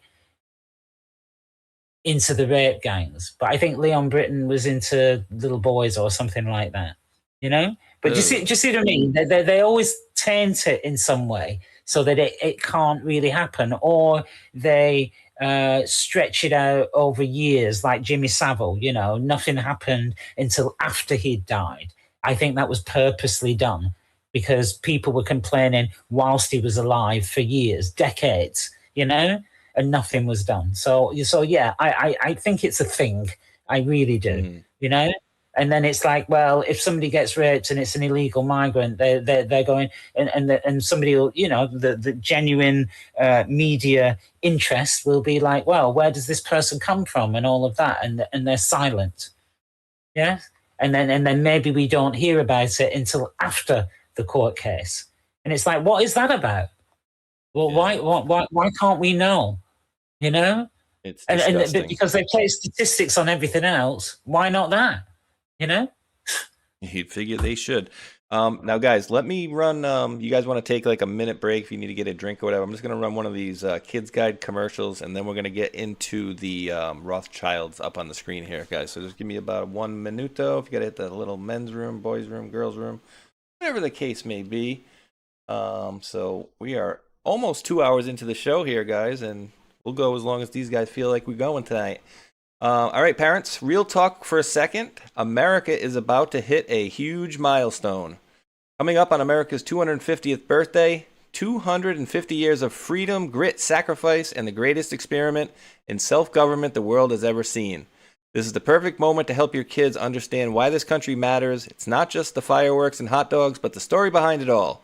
There's a free guide called The Kids Guide to America's 250th Birthday, and it's honestly a great way to introduce kids to how America began, who the founding fathers were, and what they risked, and why the ideas they fought for still matter to this very day.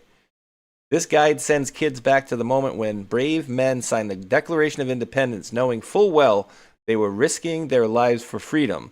It breaks it all down in a way kids can actually understand and enjoy without watering it down and turning it into boring schoolwork.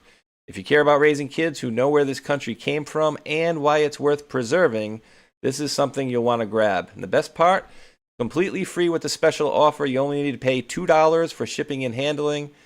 Head over to freeusabirthday.com. That's freeusabirthday.com. And the Kids Guide to America's 250th birthday for your kids today. America's story matters. Make sure the next generation knows it. Boom. All right, so Mac, as I am going to unveil the first set of a few names, which I think everybody knows most of these folks about, right? We'll kind of get into a little bit of the stuff, but what do we got here right off the bat? We got Rothschilds. Really? I didn't expect those guys to be on the list. Where do you want to take this little expedition, brother? Well, this information is based on the book 13 Illuminati Bloodlines by Fritz Springmeier. Yeah, so he had written about the 13 families of the Illuminati and broke them down. So I think it's very relevant to today. These are very powerful families throughout history and how they've controlled things throughout the years. It's just very interesting to educate ourselves on this stuff, and I'm sure we have some tidbits along the way to discuss. So I'll leave it there. And allegedly, dude, I love it. Let's see, yeah. Rothschild, and you guys can stop me anytime. Lisa, go ahead if you want before I start. Yeah, I was just going to say, just add that this is this is the equivalent of Rome, and it's England and America. I'm just going to say that. Yeah, absolutely. All right, let me pull this out of the way here. Rothschild origin, founded in Mayer Amschel Rothschild, built the first international banking network in the 19th century. Today, allegedly, excuse me, allegedly controls central banking systems and global finance through vast financial holdings and influence over institutions like the Bank of England, Bank of Canada, Bank. Remember they listed them in the drops? There were so many different banks out there. It was bananas. It was incredible. Right? Rockefeller. John D. monopolized the U.S. oil industry via Standard Oil. Today, exerts influence through the Council of Foreign Relations, Trilateral Commission, Rockefeller Foundation, shaping global policy. Yeah, I was going to say that too. Medicine and agriculture. I mean, they changed essentially. And education. Education too. But they essentially changed the medicinal world to like petroleum-based garbage and went away from, natural stuff that we know helps us. The Astors. Johann Jacob Astor made a fortune in fur trading and Manhattan real estate. Today, maintains power through extensive real estate holdings and British aristocracy. Viscount Astor, with influence in media and high society. Lisa, is Viscount Astor going to be gone? Or is he going to stay? Viscount Astor. Well, what I can tell you is that David Cameron, our ex, just to show you how it works, David Cameron, our ex-Prime Minister, remember the one that allowed us to vote on Brexit? Thank you very much. His wife is an Astor. Oh, God. Of course she is, right? Remember, watch the wives as well? Watch the wives. Oh, yeah.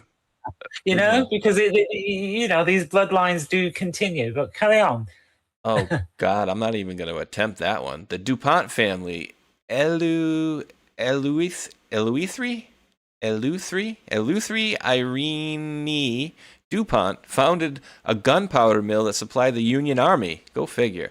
Today, dominates chemical and defense industries, influences U.S. politicians, military contracts through DuPont Inc.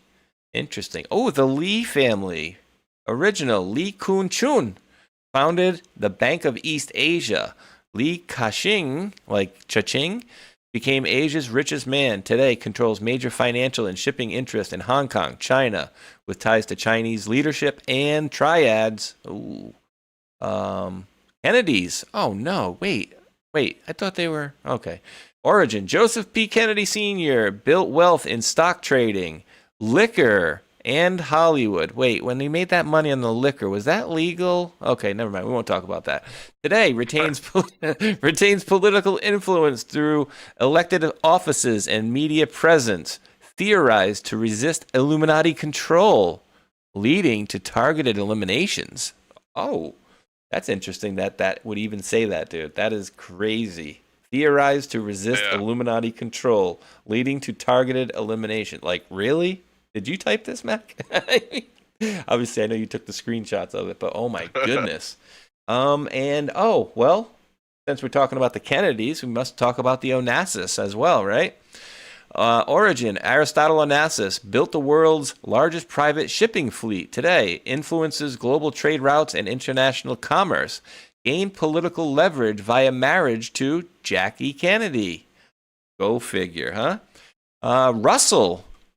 Origin, William Huntington Russell, co-founded Yale's Skull and Bones Society. Today, wields power through elite networks. Members include U.S. presidents and top officials via the Russell Trust. Oh, interesting. Bundy. Origin, Harvey Bundy was a key figure in the Manhattan Project and Pentagon. Today, influences national security and intelligence. Family members served as top advisors to U.S. presidents. That is interesting. Of course, with all the stuff that we get into, my first thing when I hear Bundy, besides Al Bundy from Married with Children, is Ammon Bundy, where they had the Bundy Ranch, where the FBI went out there and had the big shootout, and they have a bunch of land apparently too, right? I don't know. That's the same. Probably not. But Collins, 10. Origin, alleged ties to colonial era witchcraft and occult practices. You don't say.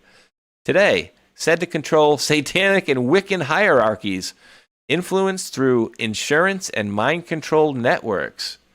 Dude, did you get like the friggin' I don't know how that conspiracy wife based on the book. It's based on the book. Okay. Oh, okay. Yeah, Good. Yeah, and Fritz Springmeier, man, he was a very smart guy. I liked watching his stuff.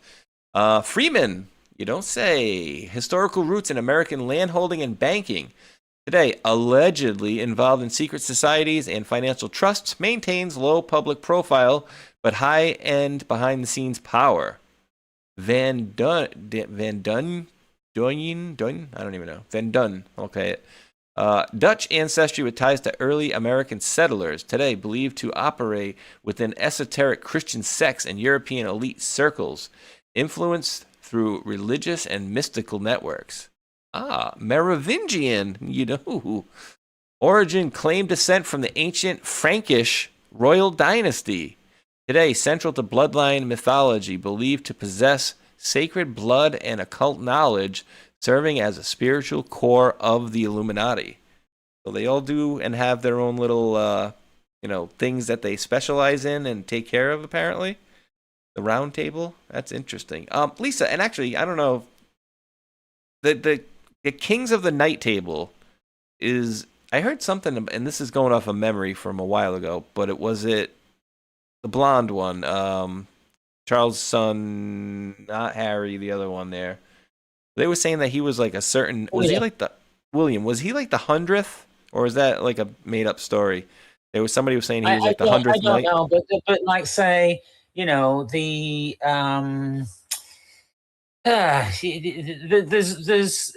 I think about Freemasonry, and we have all of these different honors. So, like you talk about secret societies, Andrew would have been awarded something like Knight of the Garter, the Garter, or something like that.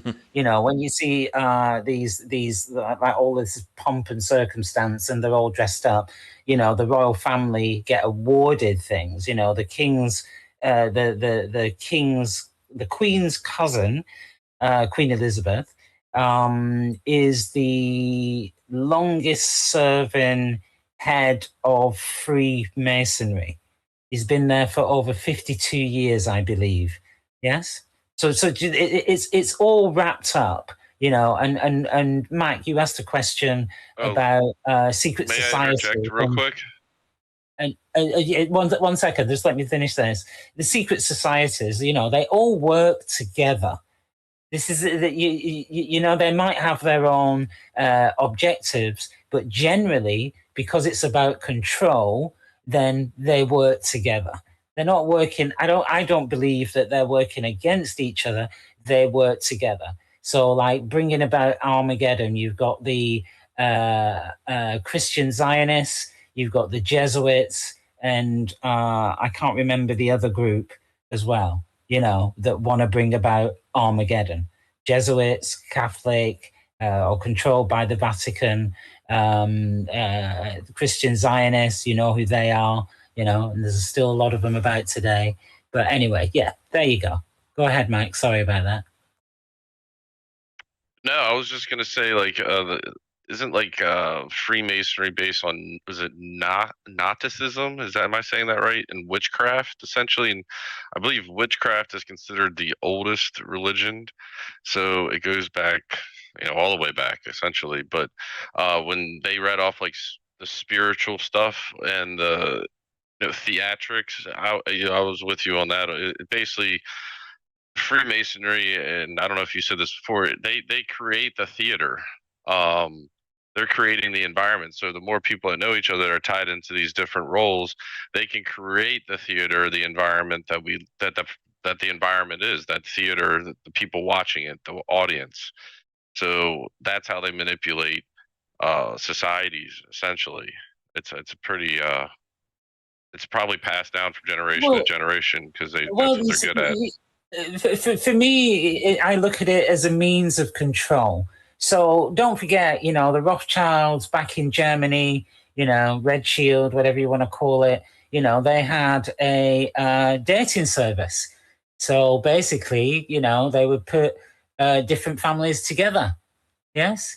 Meanwhile, they would put their seed everywhere, even into their maids, and have kids everywhere. You know, because they want they want to preserve their bloodline, but then they want everybody else to dilute their bloodline. Think about that. You know nothing, Jon Snow, you bastard child.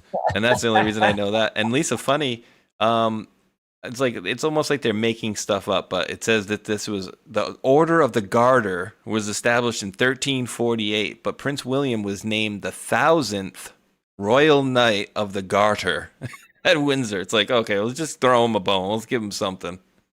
The Garter? I don't even know what they're holding that last spot for him. Right? Yeah, very, very interesting. And you know, those things are awarded. But think about medieval times. You know, somebody was made a knight, yes, but usually they were knighted by the monarchy. So then they became part of a club, so to speak. You know, you've got the Knights Templar.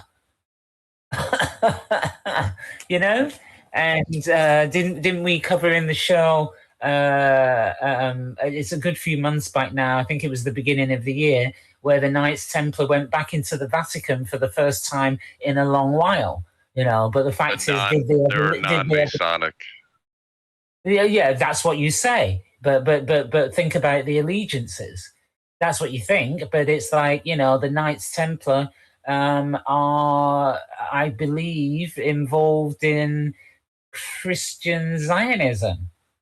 Yes.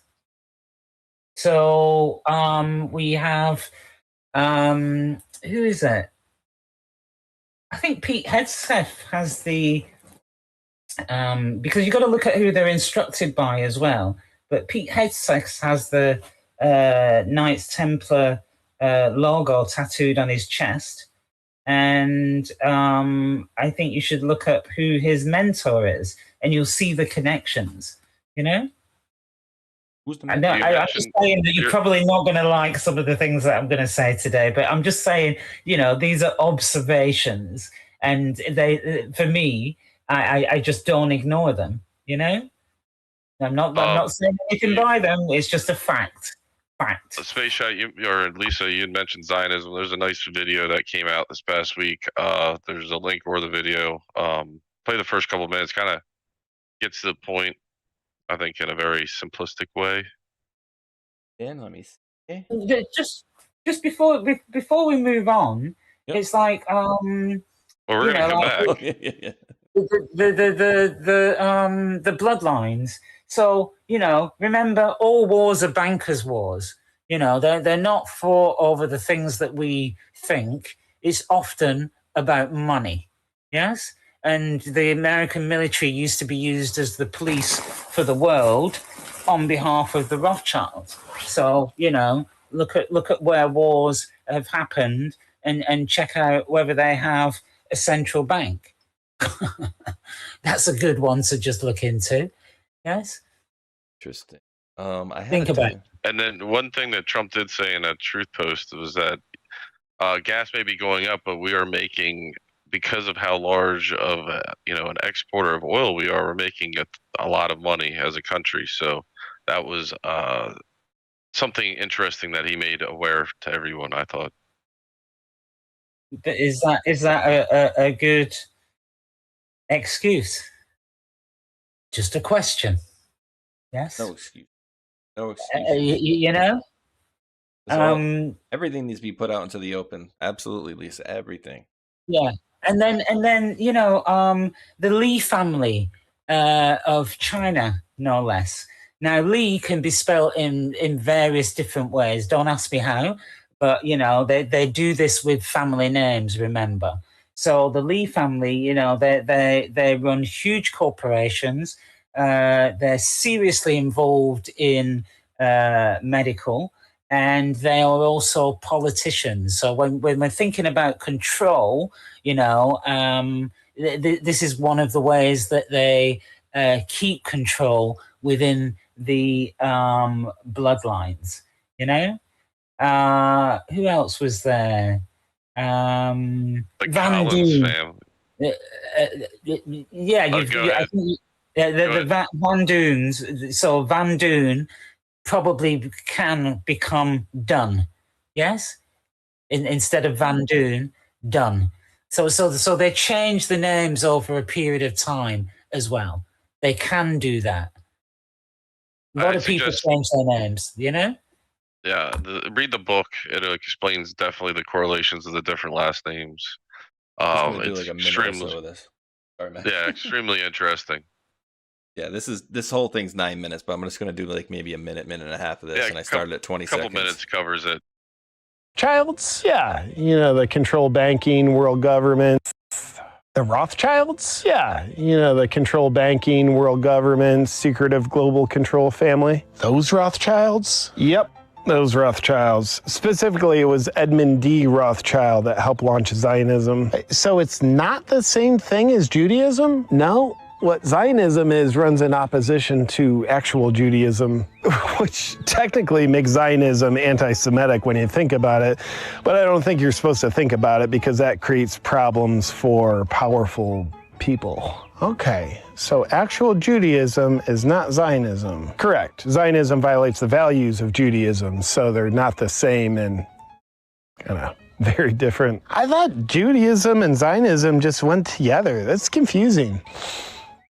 I think it's meant to be confusing. I thought Zionism was biblical. No, it's a political ideology from the 1890s. Judaism is the biblical one.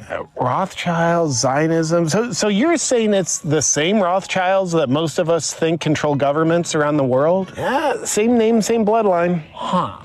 How would the Rothschilds control the U.S.? You ever hear of Israel? What do the Rothschilds have to do with Israel? They helped create it. They played a very pivotal role in the early development of a Zionist community in Palestine and the eventual creation of the State of Israel. So you think the Rothschilds might have some influence and control over something that they created? Yeah. Maybe. Huh, weird.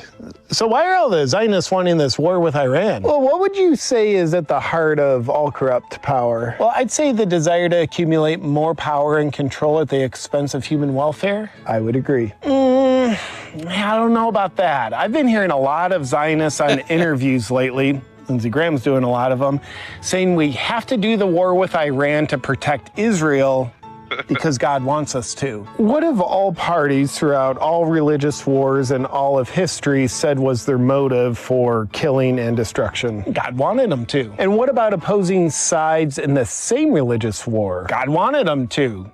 Both of them. Do you think God's schizophrenic? Probably not. Or do you think evil would use the name of God to justify corrupt actions? Suppose it might. But I follow some Zionists online and they don't seem like they have evil intentions. They seem like genuinely good people supporting what they think is good. Yep. I agree. So why would good people support something evil? Well, because of weaponized morality. Weaponized morality. It's when evil movements convince good people that the good thing to do is the bad thing. But they use lies, deception, and manipulation to convince people that the bad thing is the good thing. Weaponized morality. Dude, I've loved this dude. He's a comedian. He did a great job. Yeah, he definitely did a better summary than what I gave. So, really what he was explaining as well is, it's not all Jews. There's a lot of Jews in Israel that are against what they call the Zionist government, what they're creating, and you can go back to the philosophy of Zionism. They came up with a whole philosophy of how they were going to sell it to the people, and as he said there, they use like a twisted morality, God told them to do it or whatever. And weave it into religion as well. And then people get caught up in that. But you'll find that there's a lot of rabbis that are not, they don't believe that they should own somebody else's country. They don't want to step on other people, and they just completely disagree. And, when Israel was set up, listen to the speeches of Ben Gurion, and he'll tell you exactly what he was up to and exactly what they did and how they did it, and how they're going to hide behind religion, because it's like, who printed the books and stuff like that. They were able to change things. There's a lot of deception as well, and that's deception has been fed to the Christians. So you've got the Jews, and then you've got the fake Jews, So where does it tell you that Jews came from Europe? Like the original Jews. Just think about that. How much DNA there's some groups, how much Jewish DNA, real Jewish DNA, does some groups have? Although now they say, well, if your mother's Jewish, then you're Jewish. So there's I don't know. There's just a lot of deception going on. But the Merovingian, so like the Israel of today is not the Israel mentioned in the Bible. It didn't exist. Yeah, didn't exist. But they make you think that it did. Because they called it Israel. Israel was like really the people of the world. They're either misinformed or they're doing it on purpose to lie to you. I think people that claim to be Zionists are very well informed of what they're saying, and they're trying to misinform somebody. But people like myself, I had to research and understand what the heck it all meant. And they are definitely a very big point of contention. I mean, I think Ted Cruz also comes to mind. He's a self-proclaimed Zionist. I believe Joe Biden said he was a Zionist on camera. These are people that said it on camera. So Lindsey Graham, there's a lot of people, and I try to over time I've tried to expose that, but I'm glad it's coming to the forefront now, where there has to be a distinction between this, and it's a political movement. It's not a religion. So you got Lindsey Graham looking like he was friggin', like he was aroused on friggin' Fox News, like, oh, now we need to go in there and finish the job. It's like, dude. Bloodlust, like a little crazy, buddy. You need to chill out, and those people need to absolutely be exposed too. Because, and I was trying to find it too. There was this older video with a woman. I think everybody would recognize, and maybe you'd remember the video. But basically, she said like, we welcomed them into our area, and then essentially they kicked us out, right? Like, so we welcomed these people who wanted this land now.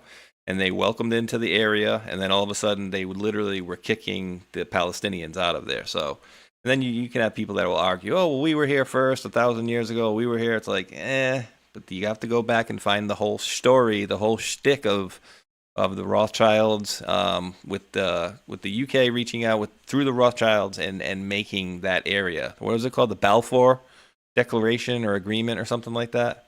Yes, Balfour Treaty. And just a side note, I hope this guy's taping this off to paint. I hope this is just something that happened to be on there. And then remember the Rothschilds, like we have Crown Estates, which is supposed to be, the land owned by the monarchy. It's not run by the monarchy, it's run by the Rothschilds. And it goes back to when they instigated war, and basically that was one of the ways that they took over running countries, because the countries would be in debt and they would provide the money, and they provided money to the Vatican, which is in the Q post. It tells you exactly how much, and then they were running the Vatican, and then so they're running all the Vatican finances. Think about the connection between that and what they call the mafia. Think about that, yes?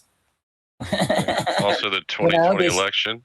And then it's like, they created the Bank of International Settlements, which, the land that is based on, that Bank of International Settlements, it does what it says. It deals with liquidity across the world.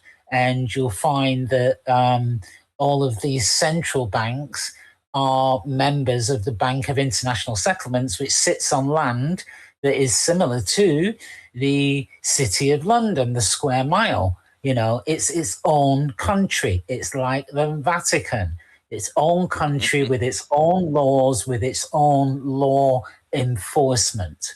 See what I'm saying? And then, you know, you talked about the Merovingian bloodline. So the Merovingians, I think they had another name before then.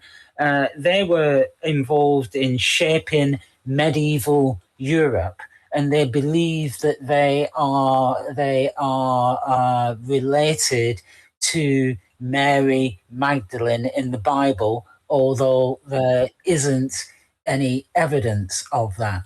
And a lot of these bloodlines, you know, claim certain origins, you know, that they protect.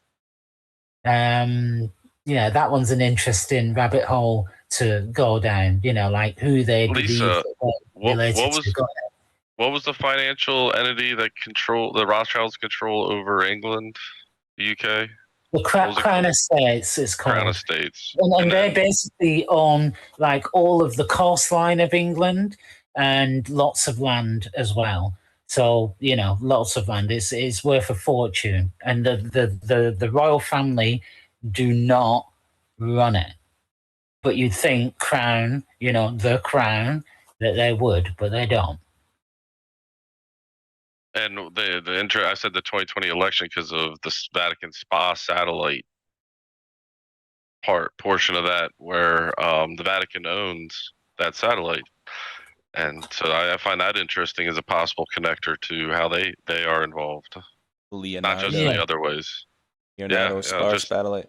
And I've mentioned this a couple. I don't think it was this show I mentioned it on, but you guys remember around the time when the drops were coming out, there was something about the Vatican where they had to basically put all of their assets back under like one umbrella because they had all these assets throughout these different things or whatever, but they needed to. Was that the Holy See? Yeah, it might have been for an audit or something that they had to do, but I think it had never been done before. Well, there was a lot of corruption. There was a lot of corruption that was found as well.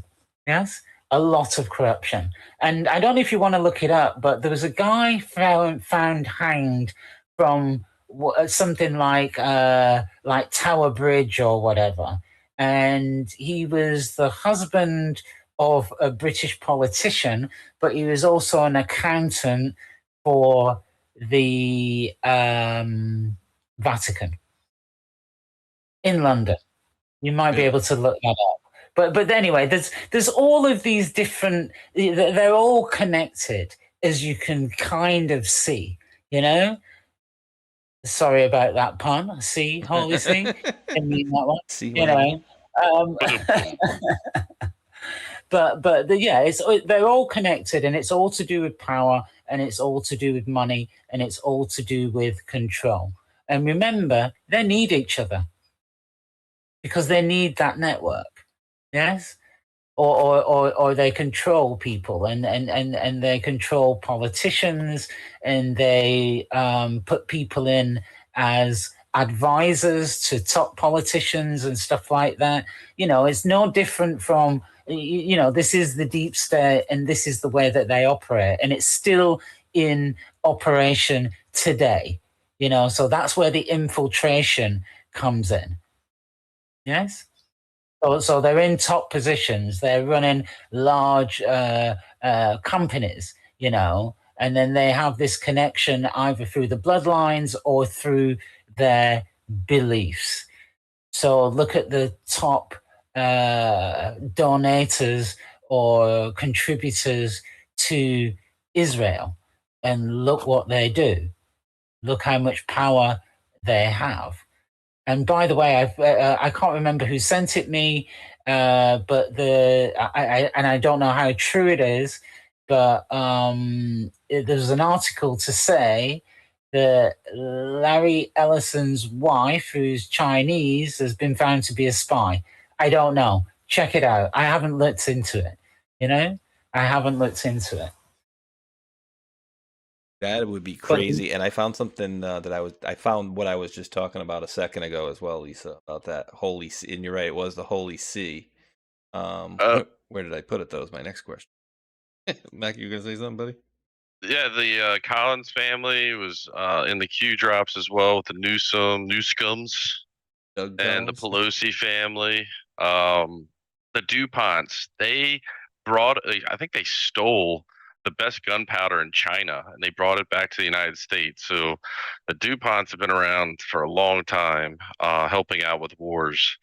And Delaware is essentially named after the DuPonts. And what was the big company? Was it DuPont? Obviously, was the company that they would make things better. So they're involved in chemicals. Who are the others? Does anybody remember that a member of the DuPont family was found to have abused a very young girl? I don't know, like 3-5 years old, went to court and got a slap on the hand in Delaware. How long ago? Do you know how long ago, roughly? A lot. Probably around 2017, 16, 17, somewhere around there. But you know, it looked like he got a slap on the wrist, but there was absolute evidence. So, you know, there's a way that these people work together to control. And then I think earlier you meant, go on. Delaware is also very unique, and isn't it very favorable to corporations like LLCs?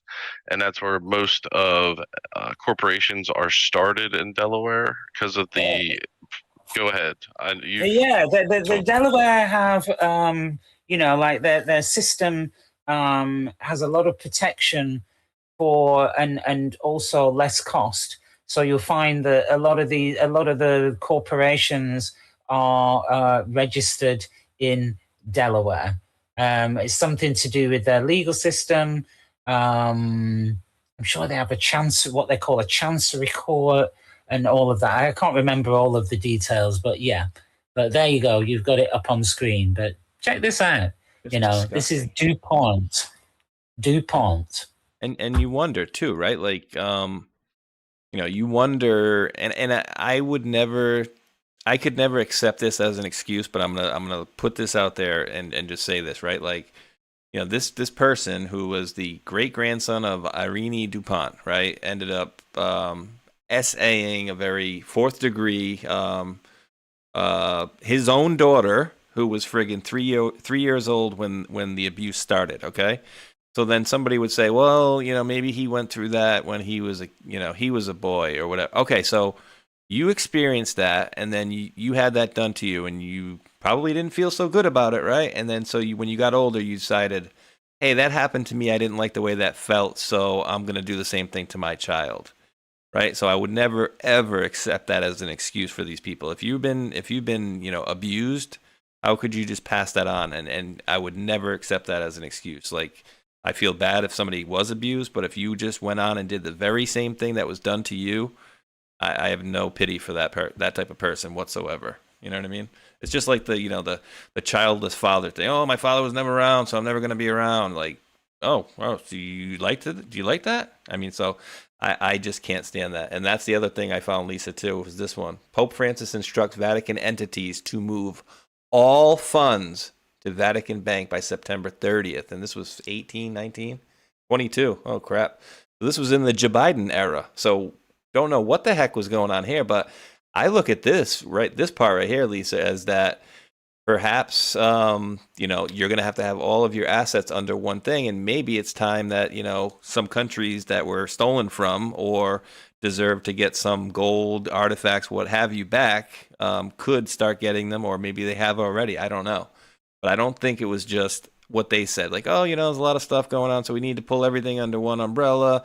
I think it's probably because they're going to have to pay some folks back. I could be wrong, but I don't know. That's just one kid's opinion. They have been paying some folks back, you know, like all of the abused and stuff like that.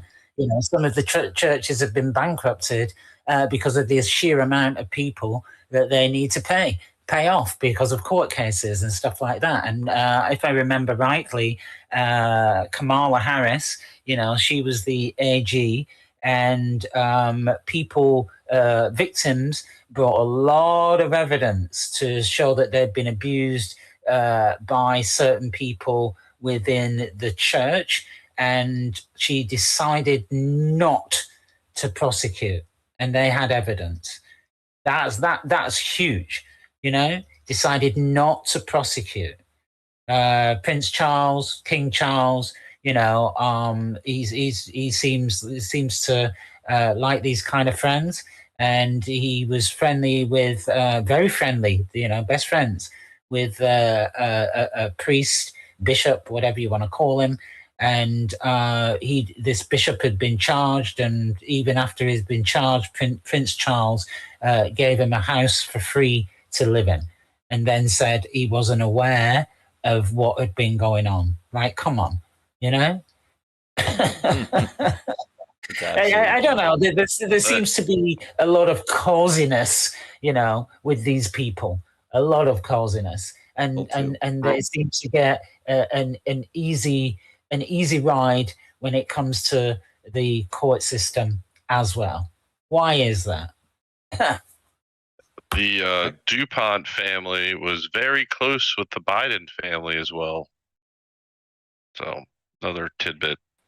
Well, it's a laundry list of relationships. It's pretty crazy. I put the link in the bottom. Yeah, and doesn't Biden hasn't he been going for 40 years to Nantucket, staying at I can't remember, I might not be right on the name, but it's somebody Stein, his house, and he's one of the biggest. He's the biggest contributor to the National Archives and other places.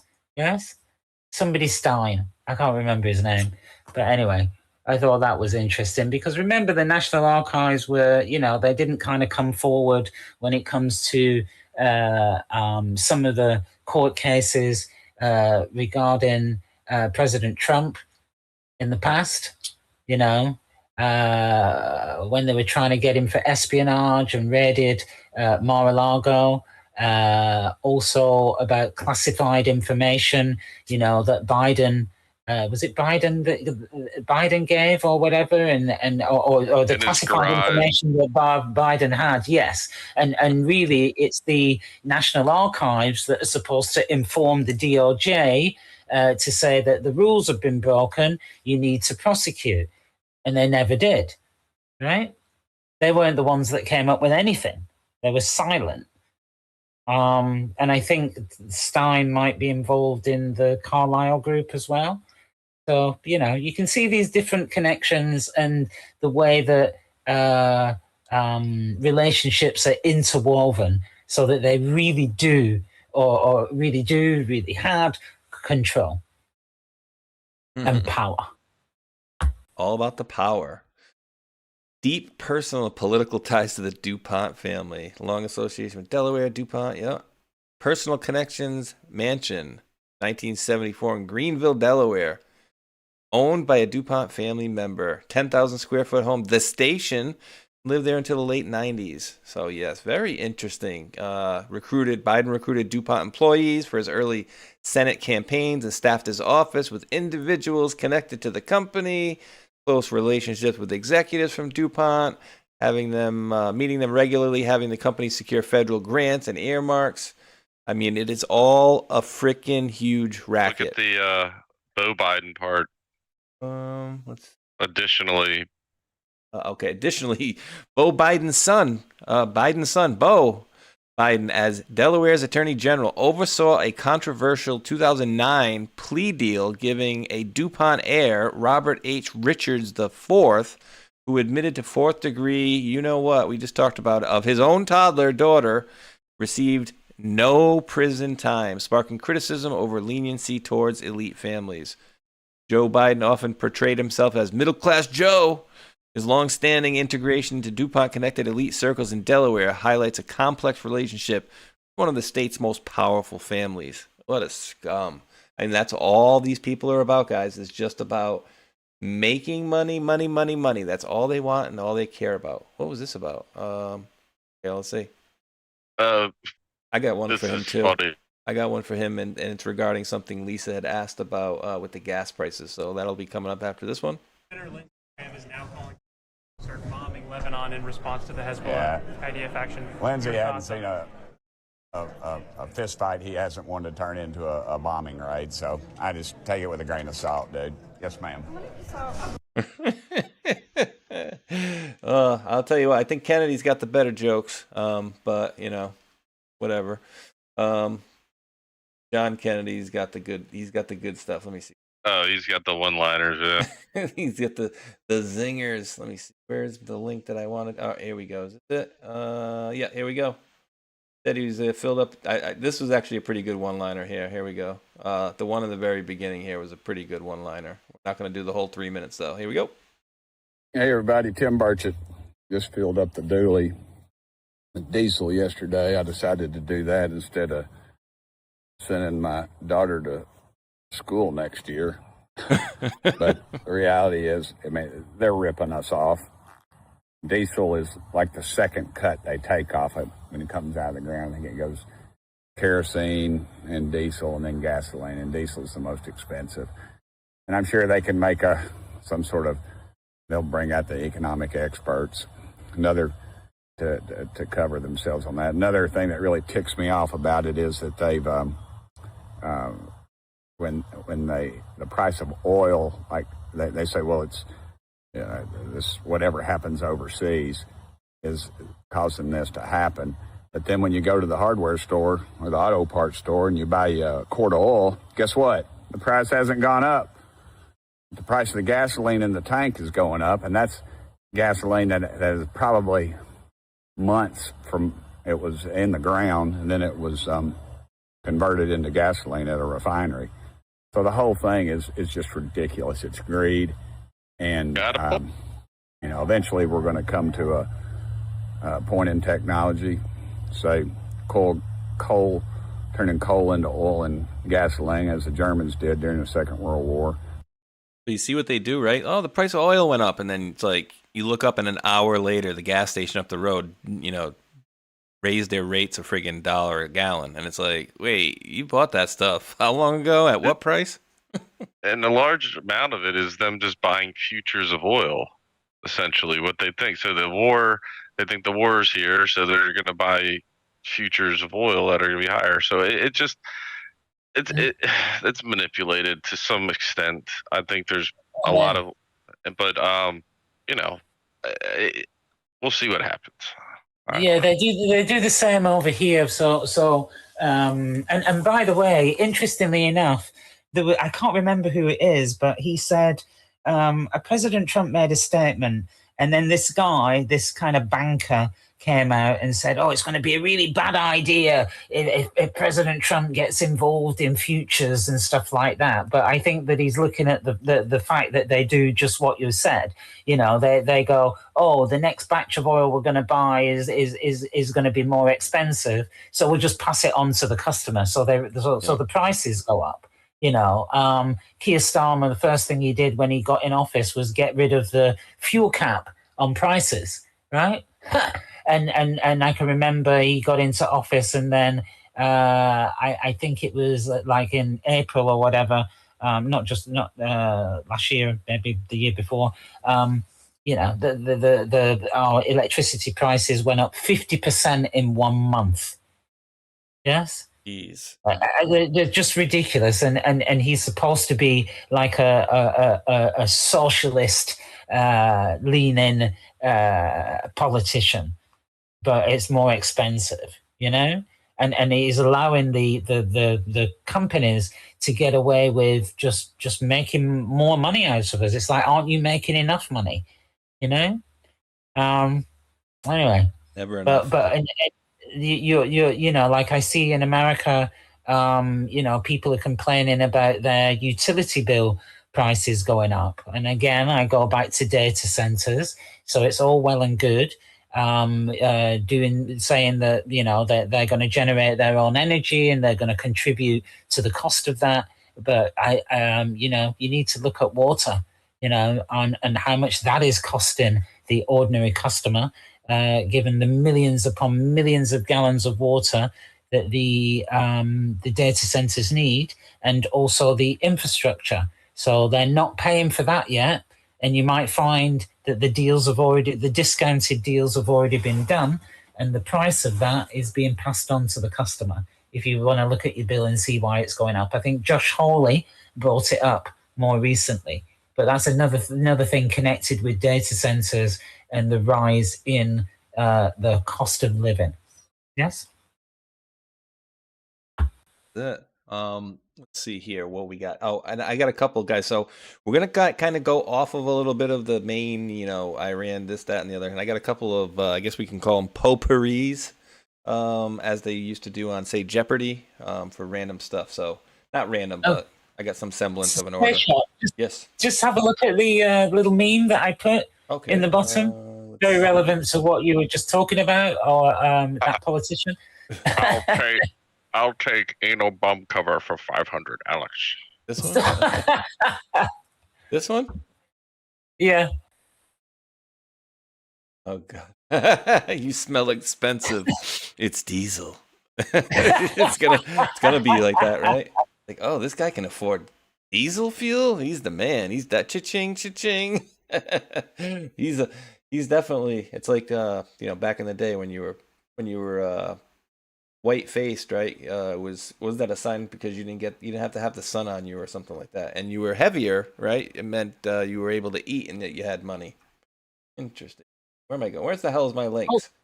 Hold on a minute, Space Shot. Weren't you just racist then? You said white-faced. That's it. Mr. Whiteface. Mr. Whiteface here.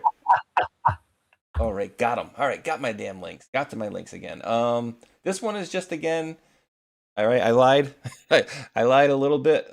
Sorry. I had one more that was in the general war thing, but I don't want to kind of go on to this. But so this is the Ministry of Kuwait, and basically they've stopped a terrorist attack. They plot and Allah plots, and Allah is the best of planners, truthful is the Almighty God. Ministry of Interior announces that the competent security agencies following precise and intensive surveillance and monitoring operations have succeeded in uncovering and apprehending a terrorist group affiliated with the banned terrorist organization Hezbollah, which aims to undermine security in the country and recruit individuals to join the terrorists. So they basically have revealed an organized sabotage plot orchestrated by elements of the terrorist group comprising 14 citizens and 2 individuals of Lebanese nationality, targeting the sovereignty of this country, of that country, Kuwait, destabilizing its stability, oh my God, stability, there we go, and seeking to spread chaos and disrupt public order, thereby posing a direct threat to national security and endangering the safety of citizens, residents, and the state's capabilities. So they found, looks like drone remote controls and stuff, and they were boozing it up, apparently. Were they Muslims then? Or were they making explosives out of that stuff? I don't know. So just one story there, guys. And then I got your Uber driver, Mac. Ready? Your Uber driver's here. He's ready to pick you up. Jose, what's up? Oh no, man. I'm Jose. Pasta, mi amigo. Damn, what the fuck you here, amigo? He said to Nigga, me. you high? You alright? What the fuck? Nigga. I know, man. Your ass fucked up, nigga. Oh, God. Look what you did. Look, the police are here. No. Hey, sorry. It's okay. I'm the police. The police, tell the police I'm sorry, not me. No. Please, what? Dude, all right, so is he so drunk, or is he just so dumb to think that, like this guy holding a camera there is, like, the guy who's going to be the arbiter whether he gets in trouble or not? Like, some random dude. He was 3 sheets to the wind. Let's check out that entrance again.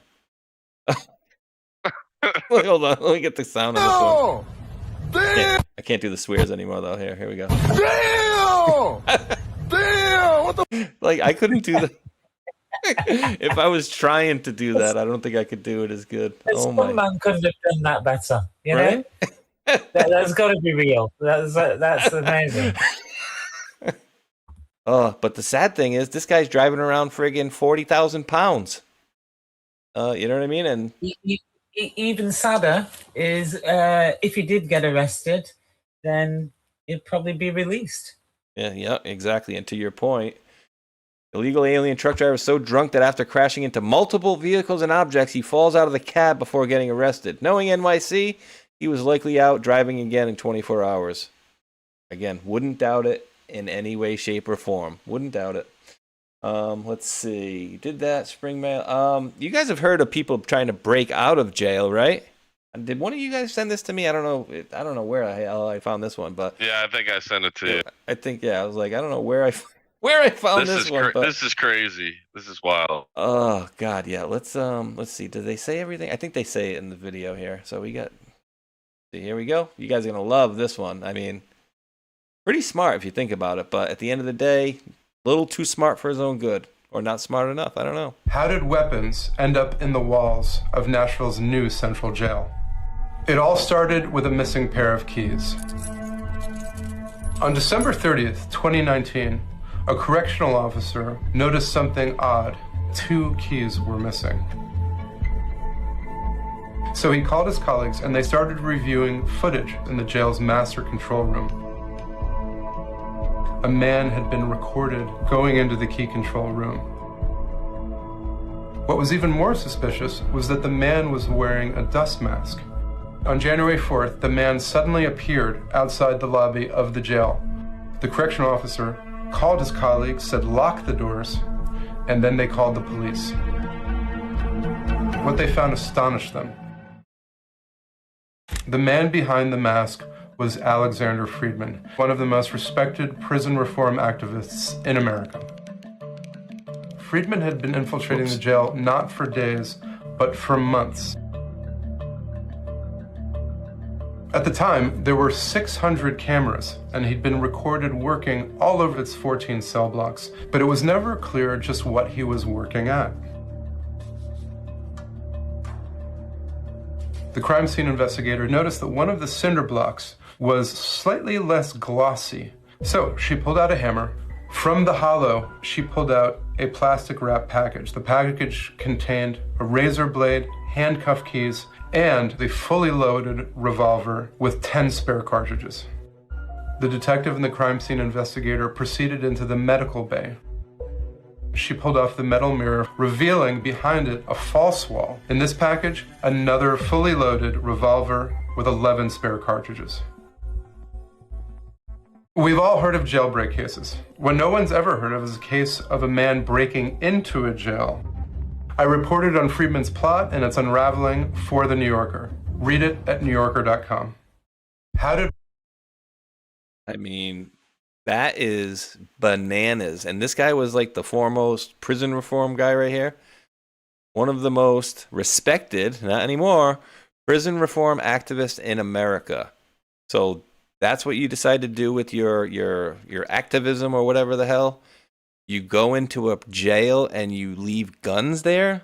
Like, how is that going to work for anything? Like, that is just going to be, you'd have to plan and know what people are going to go there, or what is he just, I mean, Mac, what do you think of this one? Do you think he was just a false flag? He's to try to cause a false flag. And then that'll push for prison reform and that'll follow his agenda. Now, I wonder if he was working for a 3-letter agency in the background, because, yeah, so seems well plotted, orchestrated, and it's like a agent. Till he got caught. I'll leave it there. Actually, that makes a lot of sense though too, right? Like if he gets caught, then they'll have to do. I mean, but then you're talking about building the building itself, right? Like it's not really prison reform. This jerk off went in there, but so yeah, if his plan didn't get found out, then yeah, may would have led to some prison reform or something. But I mean, just see how these quote air quotes activists do their things. It's always dangerous and always harmful. Lisa, any comments on that? I mean, that is just bananas. The gall this guy had to even attempt this, the cojones. Yeah, I don't. I think you've said for me. I've just got no words. It's just total craziness. All right, so I had this on the screen earlier when you were talking about lack of resources, so I'll just touch on it really quickly again here. Total blackout across all of Cuba. The entire island has virtually zero electricity as the U.S. oil and energy blockade tightens. Power plants dead, streets dark, and the regime is panicking. And I showed it in earlier this week, or I got to remember this Monday. More towards maybe Friday or so, I basically covered a little bit of that situation where basically the citizens had attacked the I think it was the communist headquarters or something like that, and torched it up. So that was interesting as well. So you guys want to make any comments on that? Oh, and Lisa, I covered this one the other day. I'm not going to pop it up on the screen now, but what's going on with that restaurant over there with the guy who didn't want to sell halal food? Is he still alive? Yes, he is. He is. But you know, like in Britain, what most British people don't know is that the supermarkets already a good percentage of the meat is actually halal. Yes, it's actually halal, and the reason that we know this is because it's about the distributors, and the large distributors are mostly halal. Yes. Interesting. And then also because, you know, like in a supermarket, they'd have to go, this is halal meat and this is non-halal meat. So to stop that, most of it is actually halal. But they don't want to say that because when people think about halal, who are not Muslim, you know, then they go, well, you know, so they slit its throat, they let the blood drain out, and that's how the meat is prepared. Do you see what I mean? But most of it is halal. And, you know, like, for example, chicken. Chicken, there are a lot of very large operations that are halal Muslim. Yes? Just a fact. Just a fact. That's just how it is, you know?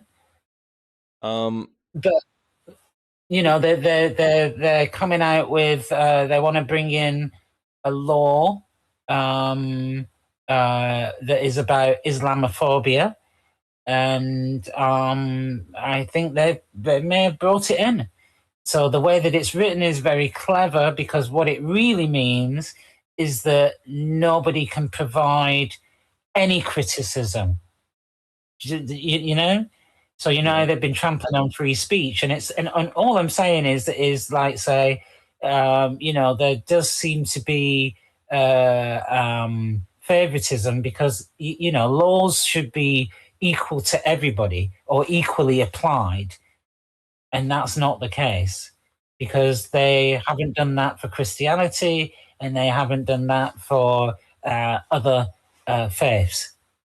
Yeah, it's bad. And, you know, we see the difference, too. Somebody makes a cartoon of Muhammad, they go to kill that person. Meanwhile, people can, you know, mock Jesus Christ all they want, and nobody does a darn thing about it. And look, I didn't even show this earlier, guys. This is the guy that fell out of the car. I didn't even show the guy showed what he left in the wreckage that he left. Oh, my word. This dude was gonzo. But, hey, maybe if you guys had any questions about this, you might feel a little bit better. Over 200,000 migrant truckers will not be able to renew their CDLs under a new rule. Probably a good thing, Lisa. What do you think? Absolutely. And it is one way that they have been. I know in California, Gavin Newsom was giving out driver's licenses left, right, and center. I don't know if Obama was doing that as well, but you know, and these people are unqualified to drive, and I think you've seen a lot of accidents. You know, wasn't there a family that was killed by an Indian driver who was totally unqualified. You know, and they're just giving out licenses, but they're giving out the licenses, I think, so that they can use the licenses as ID and somehow, you know, usurp the systems. Get to vote, yeah.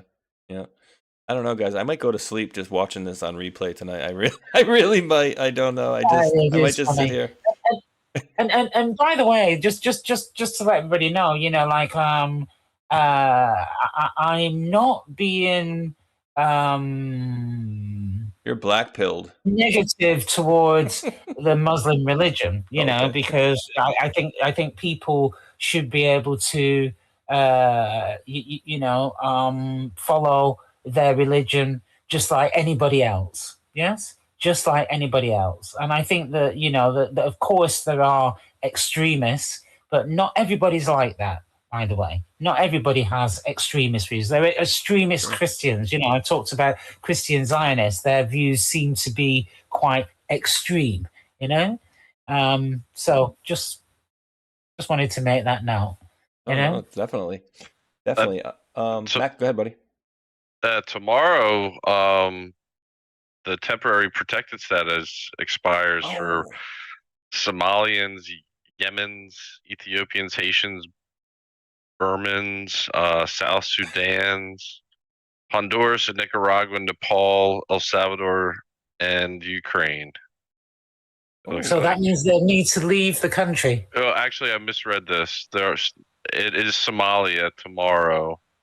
There's more to this. So it's Somalia is tomorrow, definitely. Yeah. So I think President Trump made like a decree that they should all leave, and then the right to remain or something. That's the equivalent in the UK. So Biden came out with this thing to say that they can all stay for another year or so, and the court ruled that President Trump had to adhere to what Biden had put in position. So that's it. End of an era, folks. And I wonder whether you'll allow me to go through some numbers, which kind of connects Freemasonry and a whole heap of other things. And I'll do it as quick as possible. Sure. Yeah. And by the way, I had some sleep just before the show, so I'm a little bit more awake than what I was like last week. Yes. Oh, I didn't even know what this was. Apparently I got a what do they even call these over here on YouTube? It's a donation or I'll call it a Rumble rant. But thank you from Ryan Osiris. $4.99 says SES is still in control. There was a comment to that one.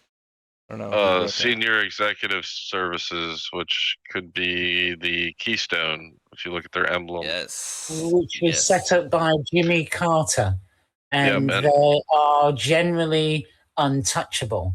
And I believe Trump has wanted to get rid of them. You know, they're like advisors, but, once they're in place, they can't be removed. And I think that they are fully funded and all of that. But it was definitely set up by Jimmy Carter back in the day, and anybody that listened to Debunk the Junk would have heard Arnold telling us all about, the Senior Executive Service, who are involved in lots of things because they, again, in the background, they influence things.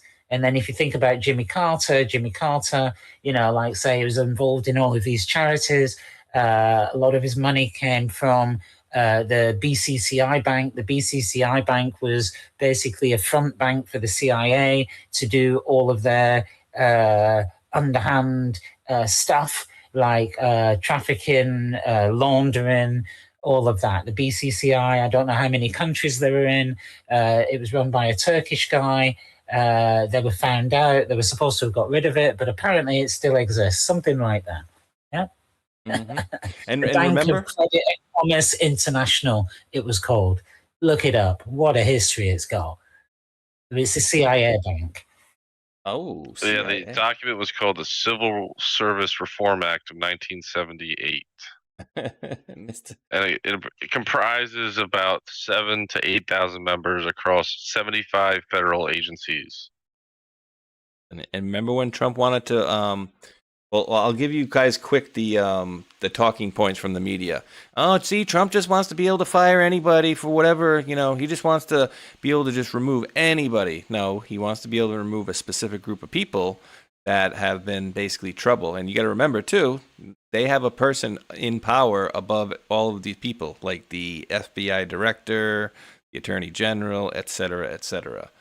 But and actually, this is a good time, I think, to to ask Mac and Lisa as well, because I think we maybe touched on it a little bit earlier in the beginning of the show, which is, or maybe we didn't as much as maybe I would like to, but some of the folks around Trump, right? Like Lutnick, right? And then Susie Wiles, and I guess she's got some sort of cancer or something like that. People were saying, Susie Wiles, they said today had some form of cancer or whatever. But with some of the people that are around him that are very, let's just say deep statey and suspect, like I will say Howard Lutnick for a perfect example. I just get the slime ball feeling from him, right? So my question is kind of twofold, which is that, do you think he's doing the whole idea of keep your enemies closer and keeping these people? Because I can't imagine, knowing that President Trump was the person to essentially put the Epstein files and all this stuff on blast, and then later on, years later, you're talking 20 years later, then you bring this guy in that you happen to know, and we have information that, we've talked about it before. 11 East 71st Street was purchased by Jeffrey Epstein by I don't remember who, but then he sold it to a group called Comet Group for $10. That group sold it to Lutnick for $10 or something along those lines. Very, very sketchy, right? So it's like, wait, did he not have a clue what was going on? And then with all of that in mind, do you also think that President Trump, and this is, I know I'm butchering this question, guys, but do you think President Trump would have been able to get as much progress through with the people that he's had in there? And I'm talking about like the Middle East and kind of moving all these pieces around here while they have him thinking like, yeah, he's our guy and we're just kind of molding him to do whatever. Meanwhile, he's doing other things. I mean, answer that however you'd like. Let's go with Mac first really quick, and then we'll go with Lisa. But answer that to any specification you want. I kind of covered it earlier with the Sun Tzu stuff. Like he's using what he has. Like you think of big tech and some of like just any thinking of a processor in a computer, like something that's scarce, but yet we need it for everybody essentially. He has to deal with them and try to make a deal out of it without causing wars. And I think that's his whole premise. So instead of maybe erasing them from the board, he makes a deal of some sort. Now, we haven't really been told any of what the deals were entailed according to Q, but we were definitely told. I think that, and then maybe that now that they see what President Trump's goals are, they may have some people that will cooperate, and maybe that changes their chances on things. I don't know. One can only assume, but I think he's aware of his environment and the people he has to deal with, especially after his first presidential term. That was like, I remember his first speeches. To now, they're so much different, and he was a little bit more raw. Like he just talked for hours and didn't really have like a per se script. He did have some other ones where he did, but he would go off, and it was really enjoyable to watch. And now he gets those points across, but he's a lot more polished, and obviously because he's president, he has to be that way. But and he's been talking about a lot of this stuff for so long. So I just think that he's ahead of the game. Everyone serves a purpose. Hopefully it comes out in the wash what it is, and hopefully most of the people that he has on now are more good than bad. Yeah, true. And Lisa, it's going to be the same type of question to you, but I'm going to read you something really quick first. Manafort was placed into Trump's camp as well as others. The corruption that will come out is so serious that deals must be cut for people to walk away. Otherwise, 70% of elected politicians would be in jail. You are seeing it already begin. A deep cleaning is occurring, and the prevention and defense of pure evil is occurring on a daily basis. They never thought they were going to lose control of the presidency and thought they had control since making past mistakes, JFK and Reagan. So anything you want to answer that however you'd like, Miss Lisa.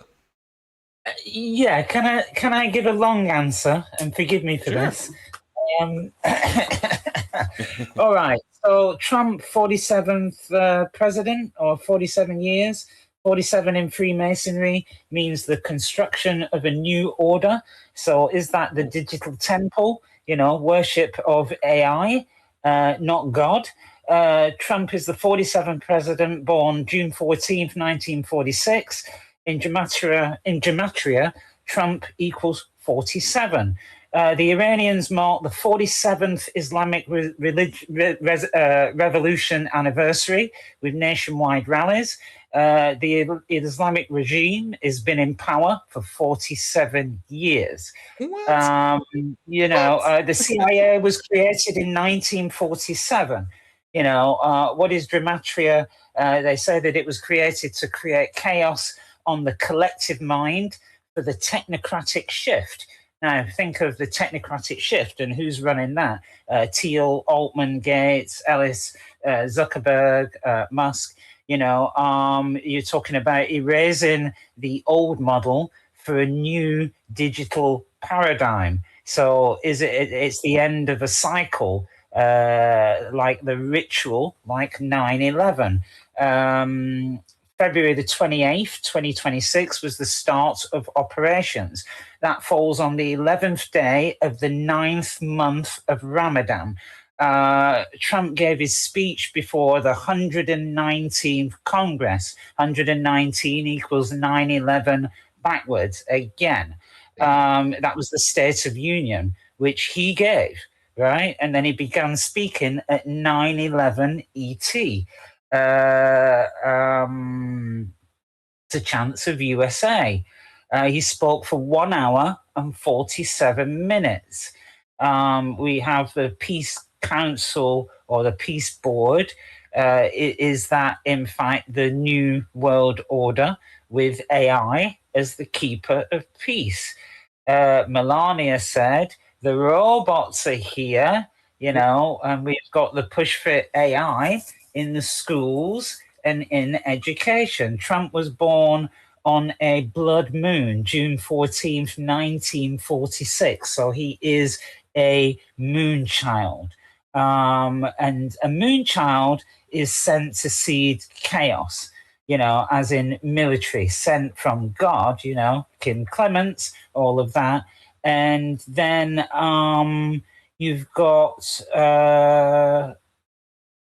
I think it's Aleister Crowley wrote a book and it's called The Moon Child. Aleister Crowley, he was like MI6, Secret Intelligence Service trained. He set up like a cult. The attack came 3 days before the blood moon. And we had the girls' school where the children, is that a sacrifice? March 2026, the lunar eclipse occurred at 0303, which is 33. So the third day of the third month. The peak eclipse is at 333. So March, the full moon, is known as the worm moon. And then it came 303 days before the end of the year, and then you have the celebration of Purim, the book of Esther, where you have the Jewish victory over Persia. That's from the Bible. Persia is modern day Iran. Charlie Kirk, he was eliminated 3 days after a blood moon. And the blood moon total lunar eclipse was on, I think, the 7th/8th of September 2025, the day before 9/11, 33 days before Charlie Kirk's birthday. Jesus was taken out at 33. We've got the 33 vertebrae. So, reality is coded to make way for the new digital tyrant. Anyway, That was something I was just looking into through Freemasonry. I think it's very interesting. I love it. That's what I said to you earlier. I was like, looking at, I looked at various things. There's some people that other people put together, but I was just putting it all together, and that's what I came up with. And don't ask, I don't know what to make of it, but it's proper Freemasonry, like really proper Freemasonry. It follows everything, and I was shocked. So anyway, I just wanted to tell you that.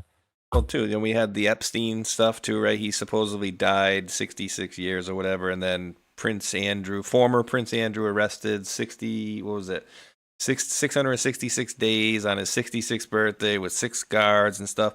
There's actually one, I was actually talking with Bree about this back when it happened on 3/3 about the blood moons, and there's one more I can actually add for you on that, Lisa. So, the 3:33 a.m. on 3/3, there will be the blood moon.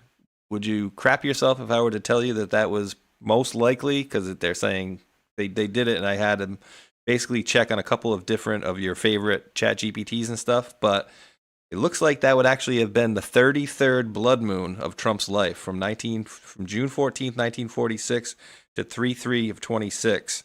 33 blood moons that happened to happen, and then this one was on 3/3 at 3:33 a.m. was the peak. That's just a coincidence. So right. Yeah, and this is what I'm saying. It was so coincidental, looking at that information. So, Mike, what are your thoughts on that? Very interesting. It's ridiculously, Yeah. And then going back to bloodlines, the other thing was that it looks like Epstein is related to another Epstein, and within that family, apparently, when the Jews came from, say, Germany and Eastern Europe to America, there were organizations that helped them to settle in, so there was already a group that would, just give them assistance to get on their feet in a new country. And, the Epstein family were helped. And so they have a family dynasty that was involved in the OSS and covert operations. And they're from the village of Epstein, or Epstein. And the Epstein brothers actually wrote Casablanca, the movie. I was like, what? What is going on here? Wait, say that one more time. My Who wrote brain has that? been twisted up all week since we did the last show with all of this. I'm going, what the hell? Who was that, Lisa? Who was the people that wrote it? Julius Epstein? The Epstein brothers wrote Casablanca. And then there was Epstein, who was a writer who looks like related to Epstein, and I think that he disappeared for a number of years, and then we got this Epstein, and somewhere. Hold on a minute. I hope I took. Let me see whether I took a picture of this other Epstein and compare it with the actual Epstein. Did I take a picture? No, but I'll tell you what. I'll do it as we're talking. And I'll show you this older Epstein versus the existing Epstein. The old versus the new, huh? And I did pull this up, and I saw one of them had a screenplay was Julius, and let me see the other names here. So basically, when I'm reading it on my phone before I'm transferring it over, it's saying that directed by Michael Curtis, screenplay by Julius J. Epstein and Philip G. Epstein, Howard Koch, K-O-C-H. Koch brothers? Koch brothers? Koch brothers? Perhaps? I don't know. Direction film was well, I just read it to you, so. Look up The King of the Jews, a novel of the Holocaust by Leslie Epstein. Say that one more time. King of the Jews, a novel of the Holocaust by Leslie Epstein. And I'm going to send you, and I want to thank Misha D for this. It was wrote in 1979. Hold on a minute. Let me see if I can get a screenshot. Come on, please. Got it. Okay. Right here.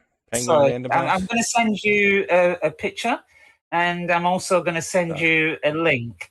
But I just think that this is really interesting. I'm not sure how long it is because I can't tell on my little screen here. Oh, sorry. Right, Leslie let me Epstein, send. King of the Jews. About. Uh, Oh my God! Look, oh my goodness! Let me read this, Lisa. Name one of the best books of 1979 by New York Times. 1979 classic tells the darkly humorous story of I.C. Trumpelman. Are you friggin' kidding me? Trumpelman? You can understand, yeah, why my brain was twisted up, I'm telling you. All week I've been dying to get this out. Like, guys, hold on a minute, look at this.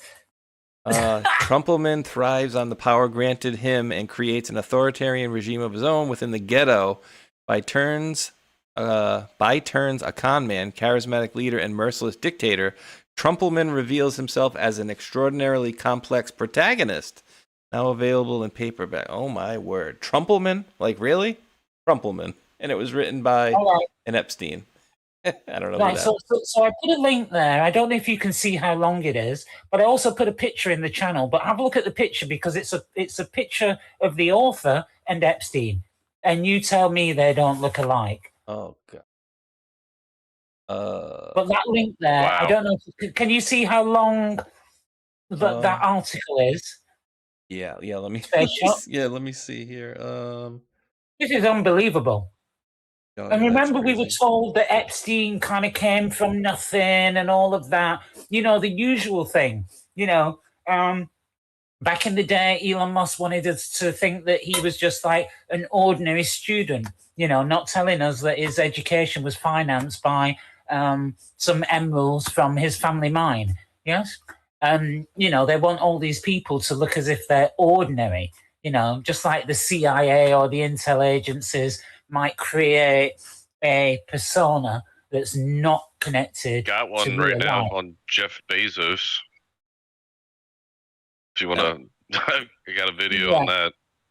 Yeah, just really. How long is that video? Do you know? It's like 2 minutes. Well, no, this one right here that Lisa dropped is this one's 9 minutes. But what is yours the same thing, Mac, but a shorter version? What do you got? Or your different No, thing I got altogether? exposing Jeff Bezos as part of the deep state, DARPA, and all that stuff. Yeah, his dad, was it his dad? Grandfather. Funded DARPA in the very beginning. His grandfather helped co-fund DARPA. Yeah. Summa Anyway, cum laude people at can Yale. see that. Rhodes Scholar at Oxford. Yeah, Sounds like an Epstein to absolutely. me. Just like Bill Clinton. But remember, Epstein came from nothing, right?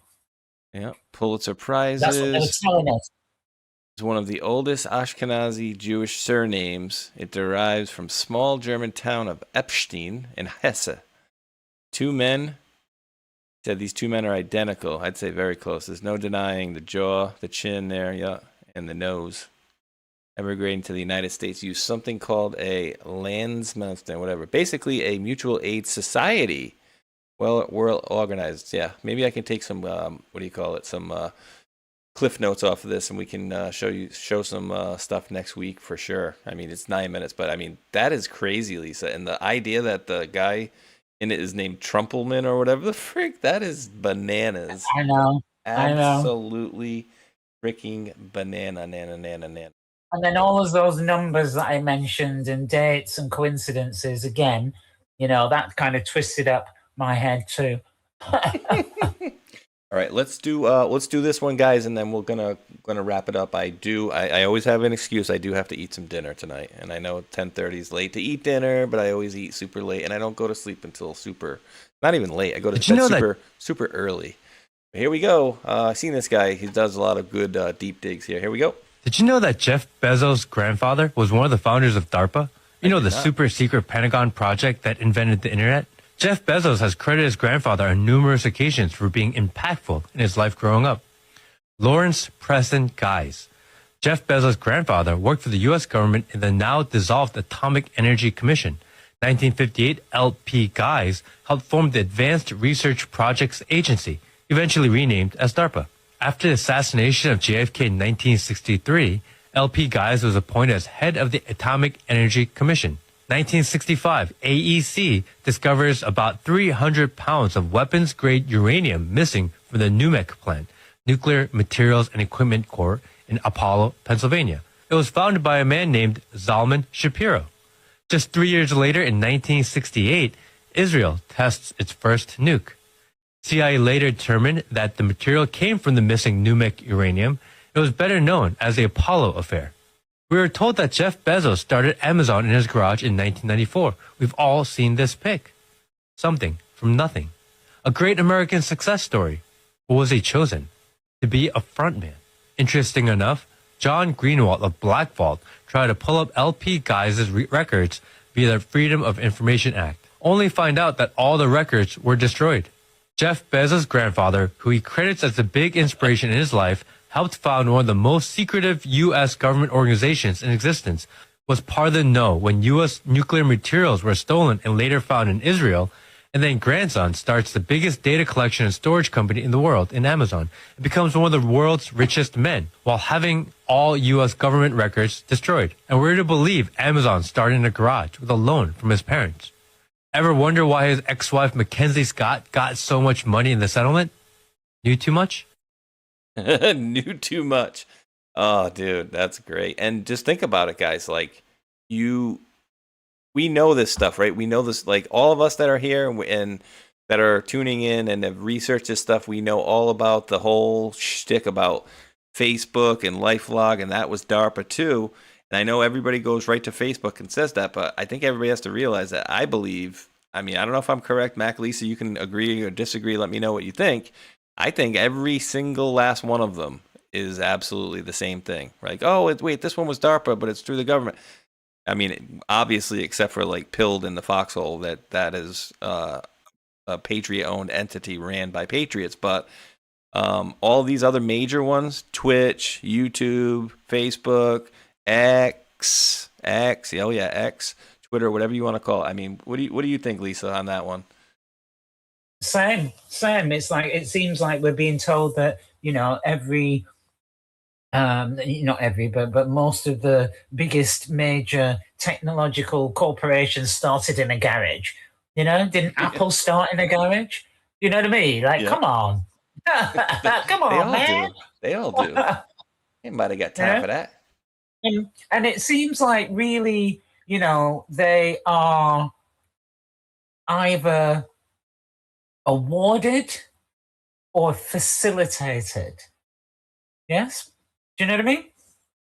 They're given the business, or they are facilitated to do the business. Wasn't it Amazon that during COVID was probably, I don't know how much extra profit they made, but they made a massive amount of extra profit. So just whilst COVID and they're shutting down the supermarkets, all of a sudden Amazon opens up, like unmanned supermarkets, and it's going to take over groceries. And things like that. It's like it just seems too controlled. They pick their people, they pick their man, and they get the benefit and they front it for someone else. 100. Mac, you have any different opinion on that? I know he just got back into the room. He had to reconnect. See if he's reconnected. No, he's all muted. You're all muted up if you're trying to talk. Echo. See, he's dealing with multiple. Well, while he's getting his audio straight, yeah, my computer just conked out on me, but I did not hear the conversation because of that factor. So no problem. We're just talking about LifeLog and DARPA. So my statement that Lisa agreed with was that they're basically all of them are run by the government, or they're all started by the government. Yeah, my computer one. I was trying to find the Elon one. There's one that explains how Elon also probably was the same. Right. So it's all very interesting. Elon's grandfather on his mother's side was all involved in government technology in Canada at a very, very high level. That's crazy. So is it any surprise that you might find somebody in the USA now, right next door to where they used to be. Isn't that a coinky dink? And just so everybody can see it, and I'm going to make a little short out of it later.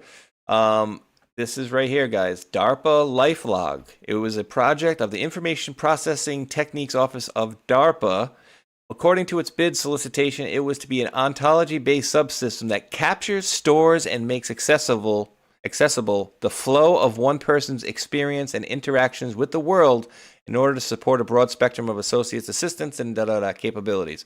So they basically wanted to trace the threads of an individual's life in terms of events, states, relationships, blah, blah, blah. Boy, that sounds a hell of a lot like Facebook, don't it? Well, unfortunately, DARPA and the LifeLog program was canceled on February 4th of 2008. This is probably about the sixth time I've done this deal here. And it's in a Q post. Yeah, LifeLog was canceled on February 4th, 2008, and then we got Facebook right here. When was that founded? Okay. Oh, wait, look at this.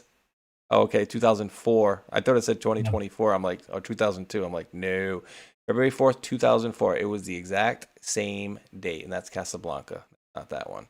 February 4th, 2004. February 4th, 2004. That is just, guys, don't think it's anything connected or linked. That is, again, just one of the biggest stretches of coincidental crap we've ever seen, right? I mean... And then, it's a cover for basically the ability for like, for example, like the CIA to be able to surveil you and get all of the information on your life, because that's what you do. You document your life on somewhere like Facebook, and it gives them full access, and you're giving it to them for free.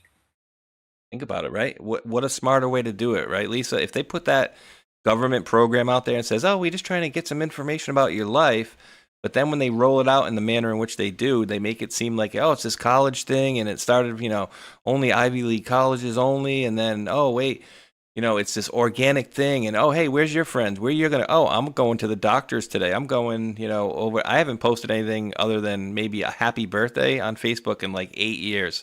I do use Messenger here and there, but I've not used it in the longest time. And this whole thing, I brought this movie up just so you guys could see this. This social network was the, quote, story about LifeLog, which is Facebook.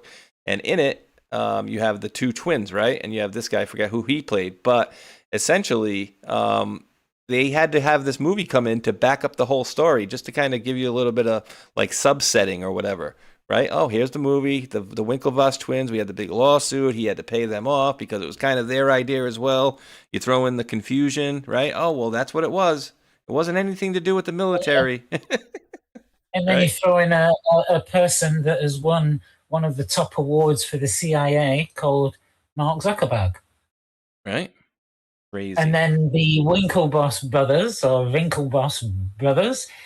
twins, what was their payoff? Well, their payoff was probably Bitcoin, and I'm pretty sure this one I'm not sure. It's the name. I think it was called Gemini or something like that. Anyway, big in digital money. They're huge in digital money, so it looks like that was their payoff, And I think I think Gemini might have been like an exchange or something. Like Coinbase or whatever. Is it Coinbase? Like one of those. And they got into trouble a couple of years ago. Interesting. Around the time that I think they were fleeced by Mike, what's the name? Friedman. Do you know the guy who's been jailed? Sam Friedman. Bankman-Fried. Yeah. So he was, when his company went down, the Winklevoss brothers got caught up in that, as if everybody didn't know that was some kind of Ponzi scheme, as if everybody didn't know what that guy was up to. He was asked all the time by the media the question, and he would get all nervous and not really answer the question, So I think that everybody knew what that was about. There's no way that he pulled the wool over his eyes, just over everybody's eyes. Everybody, experts in the field and all of that. No way. And got Clinton, Bill Clinton, Tony Blair. I can't remember her name. The one who was married to Tom Brady. And Tom Brady. To front the adverts for him. Oh, yes? yeah. Yes, I remember that. Yep. The crypto stuff. You gotta be careful with that stuff, that's for sure. Wait, what was that guy's name with the Ponzi scheme? Because it had a weird thing like Bankman-Fried as well. What was that guy's name? I can't remember Sam Bankman-Fried? No, who was the other guy that was I think he was out of New York. He was Bernie Madoff?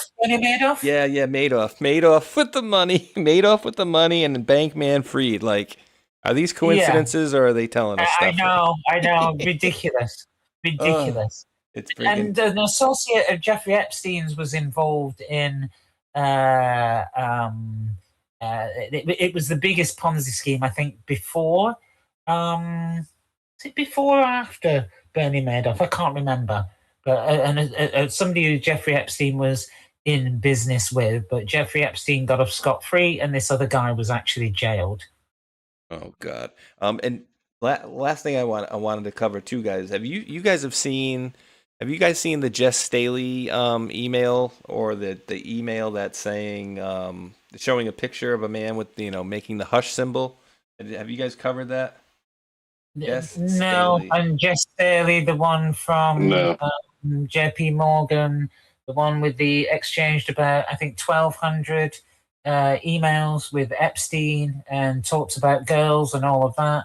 Talks about Snow White and Britney Spears some time ago, before she got before they put on the conservatorship. It was said that she was used as a baby maker, and also she said that her nickname was Snow White. So I wonder about that. Yes.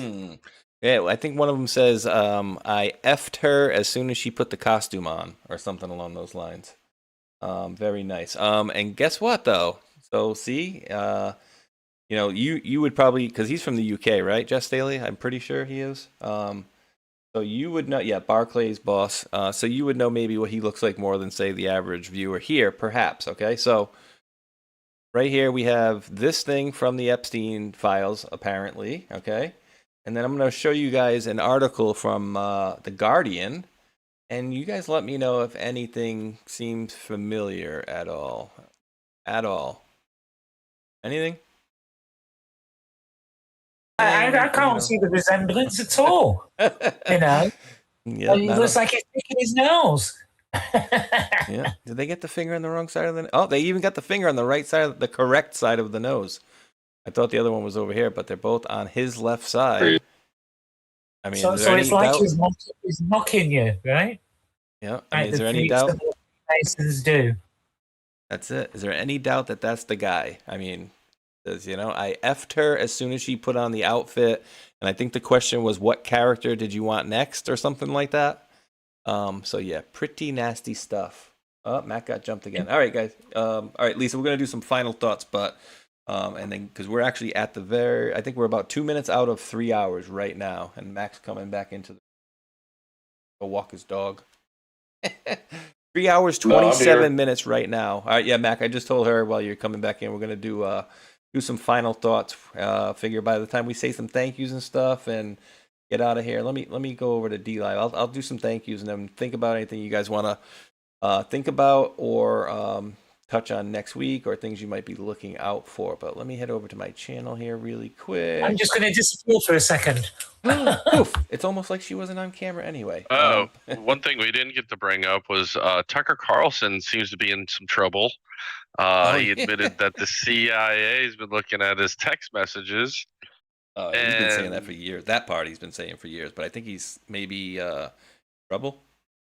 Yeah, in trouble with Iran, being involved with Iran, and I think Trump's probably knew all this, which is very interesting.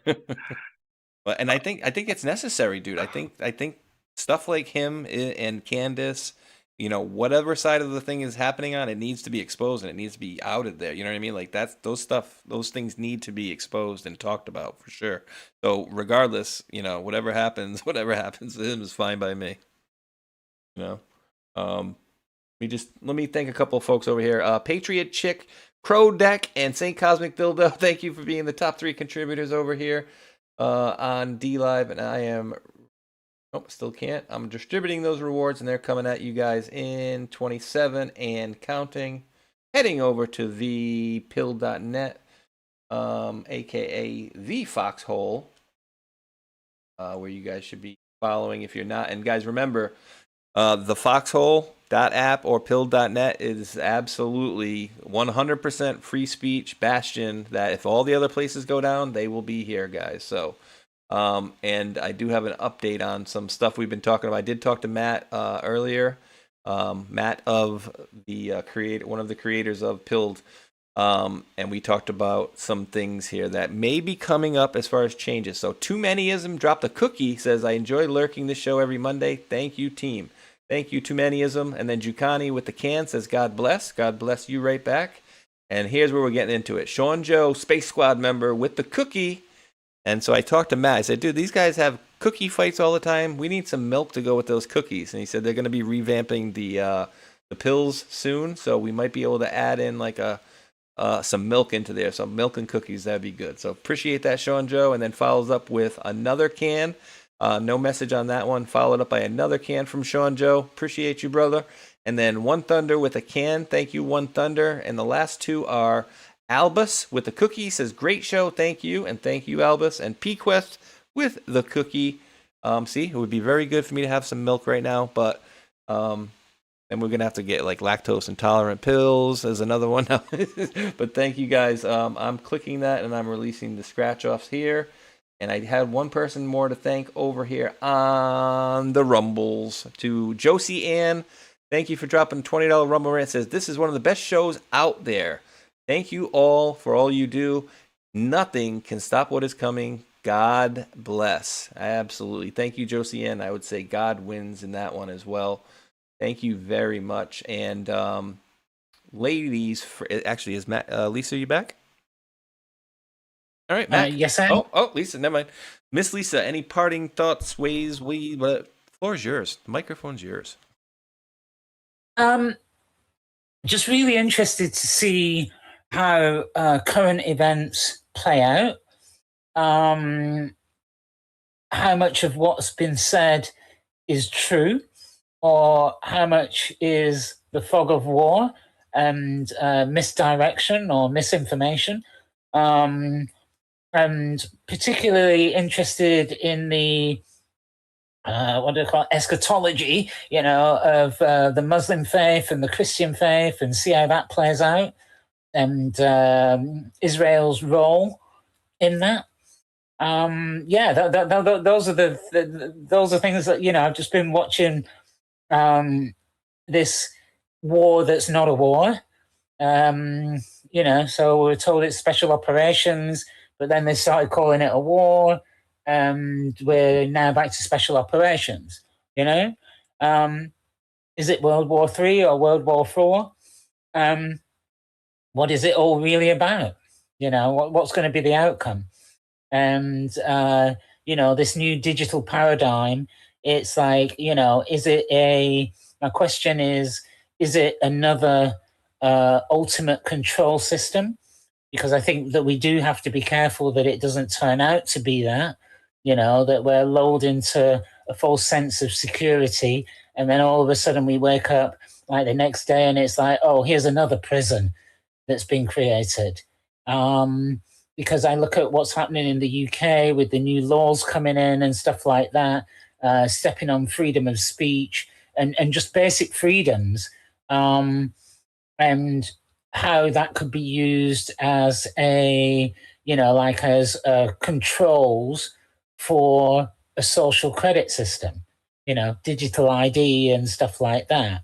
So all of this talk about, what have you got? You've got in America, you've got the it's called the Stargate project or whatever? Well, that's going to be one big blockchain surveillance, or could be, surveillance tool using digital technology.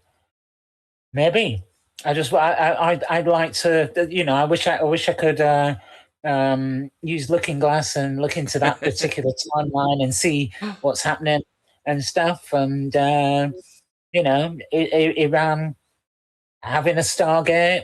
Does it have a Stargate? I've been looking at old architecture in Iran and stuff like that. Are they trying to, is there a view to destroying the old world? Yes, and putting in a new world so that eventually we forget, like what has happened before, or covering up the old world. I don't know. Got a lot of questions, and I'm going to leave it there because I could go on all the time. But I'm just very interested in, what is the truth and where we're going with all of this. Where are we really going with all of this? Absolutely, and I think your questions are quite valid. And Mac and Lisa, I'm going to play this just really quick. It's 30 seconds, and I just want to show you guys something here. I think it is in a different one, but there's a post here from Kim Clement in a different one where he basically talks about what you were just talking about, Lisa. Like, essentially, like, the leaders of that time will have, like, basically be able to see the future, essentially. I'll bring it for next Monday. But this one I thought was interesting. As we're live yesterday, my co-host had mentioned this as well as we're going here. You guys remember the date of the Butler shooting, right? July 31st, or excuse me, July 13th. This is July 31st. Well, this is 2004. That shooting just happened to be July 13th, 2024. I don't think that's a hell of a coincidence, guys, but listen to this and let's see. The Lord says there shall be one assassination attempt that shall endeavor to destroy the plans that I have for this nation.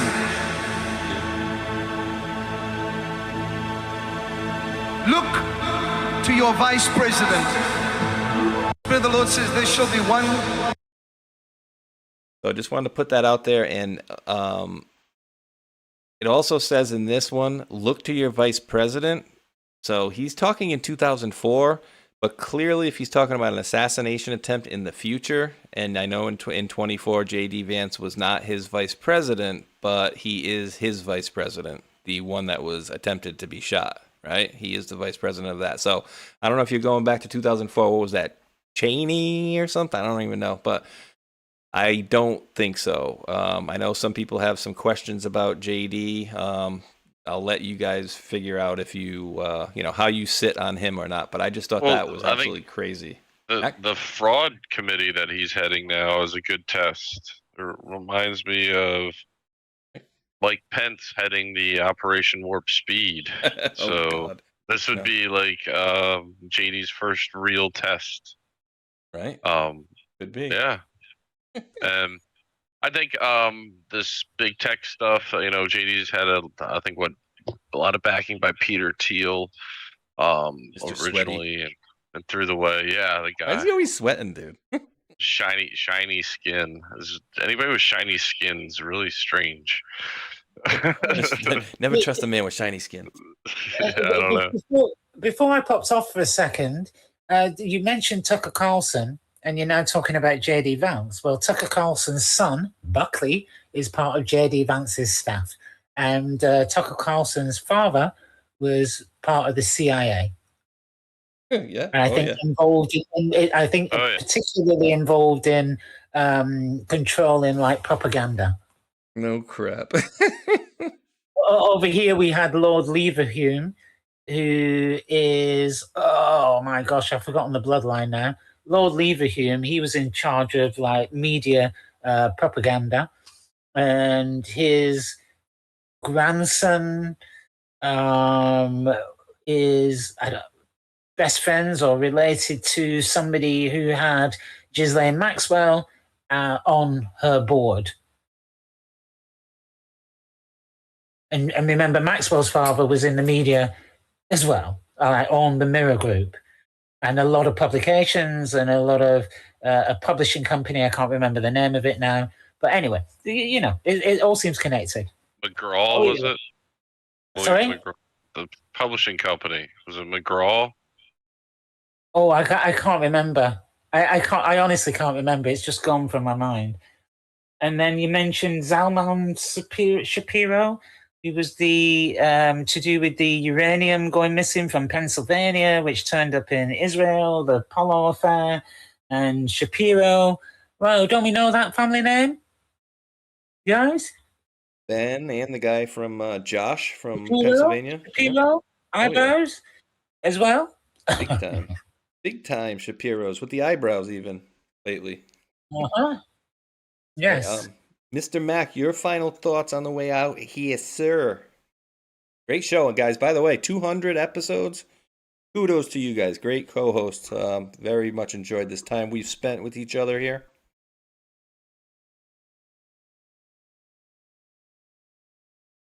Yeah, Me great too. show. Yeah, I thank you very much, man. This has been a great trip we've had. Been a great trip, man. Almost there. We're almost there. But great show tonight. Love these long shows. We get to cover a lot of things, get into depth. I'm looking forward to a lot of things. Just winning being the main theme.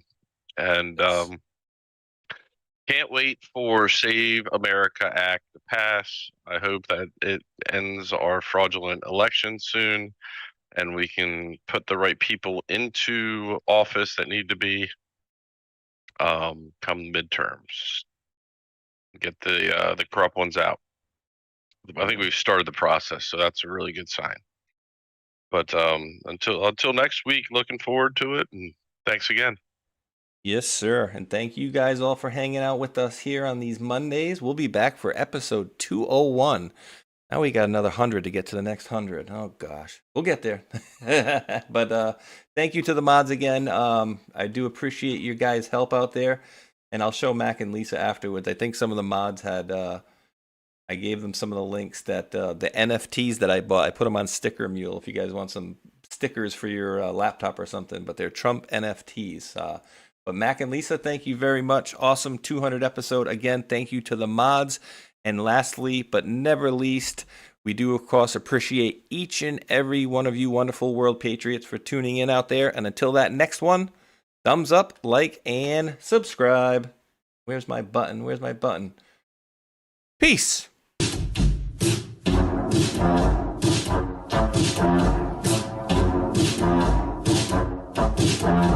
Hello, guys, something special is happening in here. That's right, it's brackets and jackets, bringing it back for brackets and jackets, special Epstein Island edition. That's right, folks, Epstein, Jeffrey Epstein, the man with the island, which is suspiciously close to Haiti. That's right. You see this man, Jeffrey Epstein, is funding lots of people. He's funding lots of people on the street to make sure his shit doesn't get out. That's right. They want the record sealed. And they're paying a lot of people. Epstein's paying a lot of people. Oh boy. For one, he's got a whole Mossad media matrix in America. And I would bet you anything that Alex Jones is one of them. Prove me wrong. That's right, Cappy's in the portal. Cappy's in the portal. Cappy's in the building with songs about Epstein. It's Breakfast Jacket's Epstein edition. Guys, I had some epiphanies today. I had some real big epiphanies about some guys. A big network of guys and spies and lies and liars. All right, think about this for a minute, okay? The guy in Portland, the scientist that just got busted for producing CP, that guy is 1 degree of separation away from Epstein. Epstein, the investor that lives in West Palm Beach, Florida. I know a guy who lives in West Palm Beach, Florida as well. Investor as well. Also involved as well. And all is not well with these guys. The Florida boys, the Glow boys, the Scott Israels of the world. You see, Epstein is Hillary Clinton. And Epstein is Haiti. And Epstein is a big network of media assets. By the way, did you know that Steve Bannon was going to that guy for money? Also, Epstein is Oprah. Epstein is Chris Tucker. You remember him. Epstein is also Kevin Spacey. Epstein is also Prince Andrew. Epstein is also... Who else is Epstein? Who else is Epstein? Tell me. You guys know? Who else is Epstein? Is Epstein Big Pharma? Is Epstein Bryan Singer? Is Epstein Naomi Campbell? Yep, all of the above. All of the above. Who is Epstein? Epstein is the keystone of a whole motherfucking matrix. And once you pull it out, it all falls down. Dersh was there too. That's right, we're dropping red pills every day. Dropping red pills in the best kind of way. This is brackets and jackets for the denizens